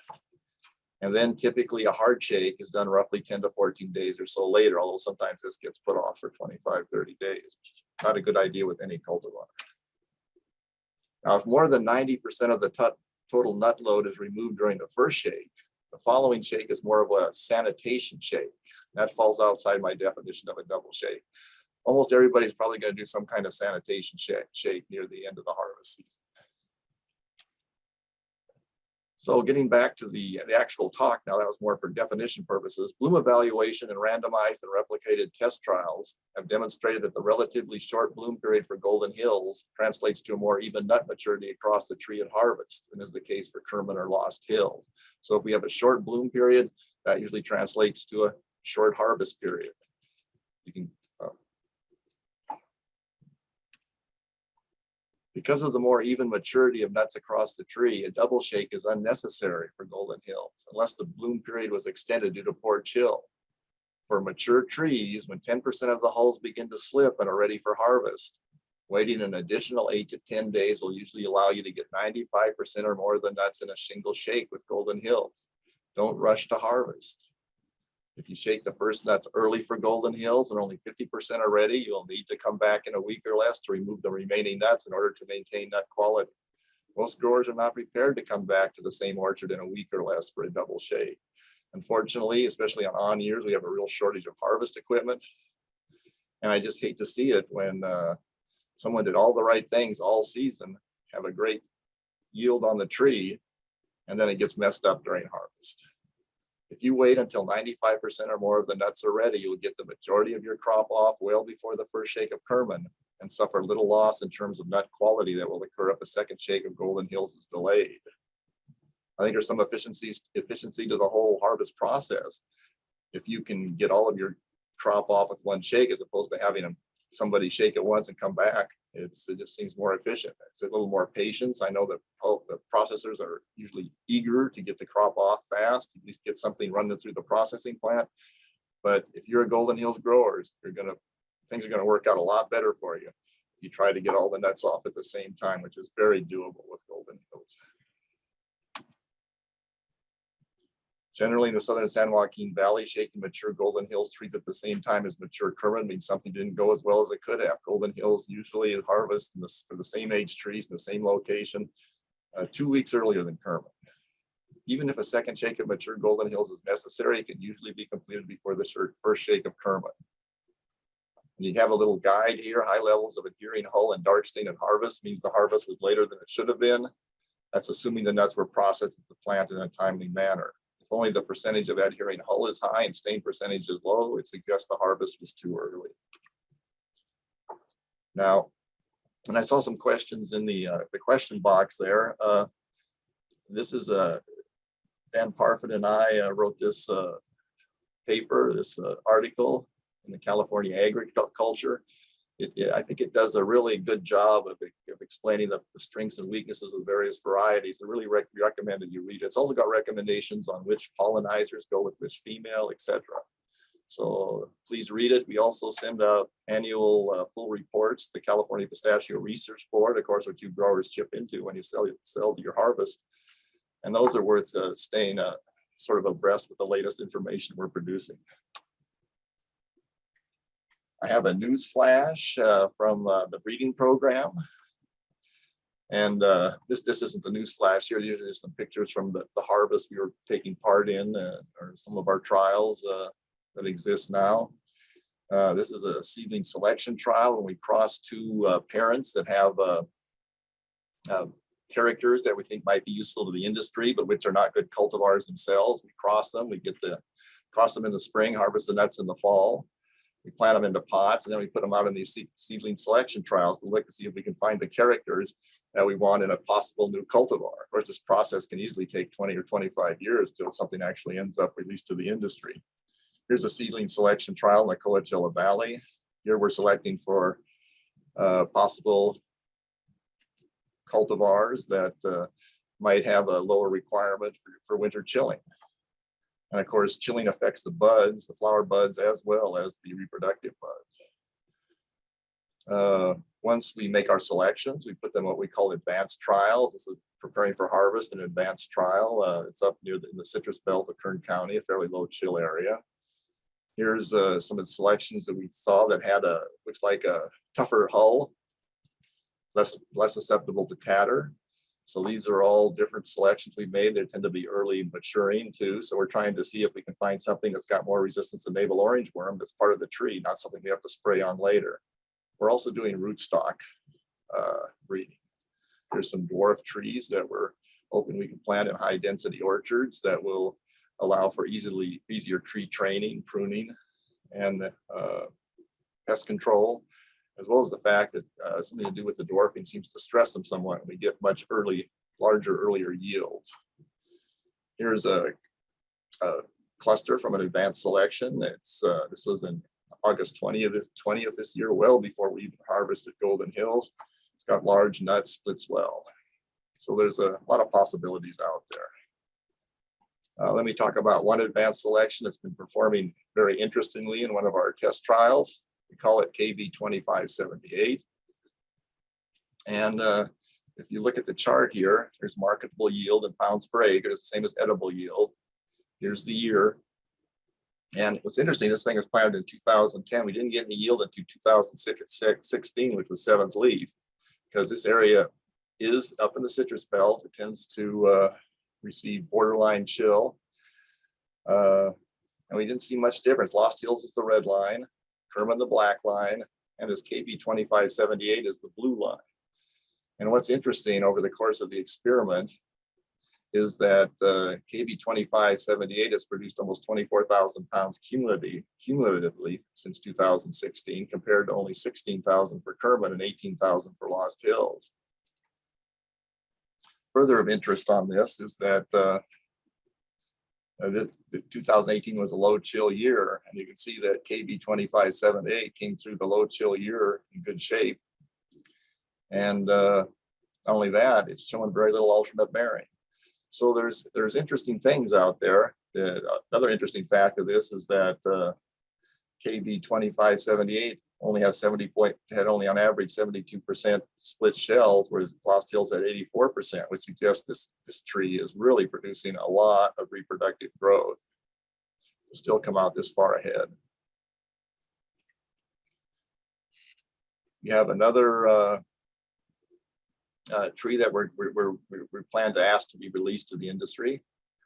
It's sort of a late combination for Kerman. We released Famoso. It's sort of what we consider a good cultivar for Kerman in the low chill years, I think this will be a good match for Kerman in normal or high chill years. I think if you plant both Famoso and this one when it's released, assuming it's released, you'll be well covered for the Kerman bloom. I realize people aren't growing Kerman like they used to, but the work from this actually started back in 2014 before Golden Hills took such a large share of the planting market. It's also very precocious. I don't think I have much time for questions, but thank you for your attention.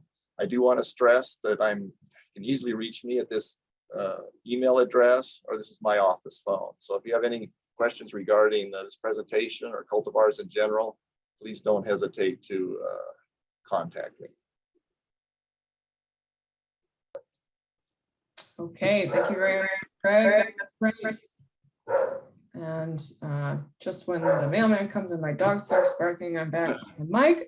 So thanks everyone. As Craig said, that was the last presentation. I'm gonna hand it over to Kelly to do a little bit of housekeeping about wrapping up today and tomorrow. But I just wanted to thank all the speakers for this session and for the whole day. That was a bunch of great, really useful information.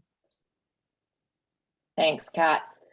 So here are your reminders, certified crop advisor credits today. You can just open your phone and with the CCA app and scan that code. That will get you your credits. That's all you have to do. Now, if you don't have the app or you have no idea what I'm talking about, you could always just email ANR program support at ucanr.edu and we'll get you entered information. Again, this is certified crop advisor, not DPR. So PCAs and whatnot, we don't have credit for that today. That's tomorrow. So this is only for certified crop advisor. For irrigation and nitrogen management training program, give us an email. We just need your name and email address. And if you have a identification number, great. If not, no worries. We'll get you added, but you do have to be part of that program in order to get credits. Again, no DPR. I believe that is all for my housekeeping. Just so you know, the link that you used today is the same link that you will use to get into the meeting tomorrow. So we begin at 8 a.m. again, and we'll see you tomorrow.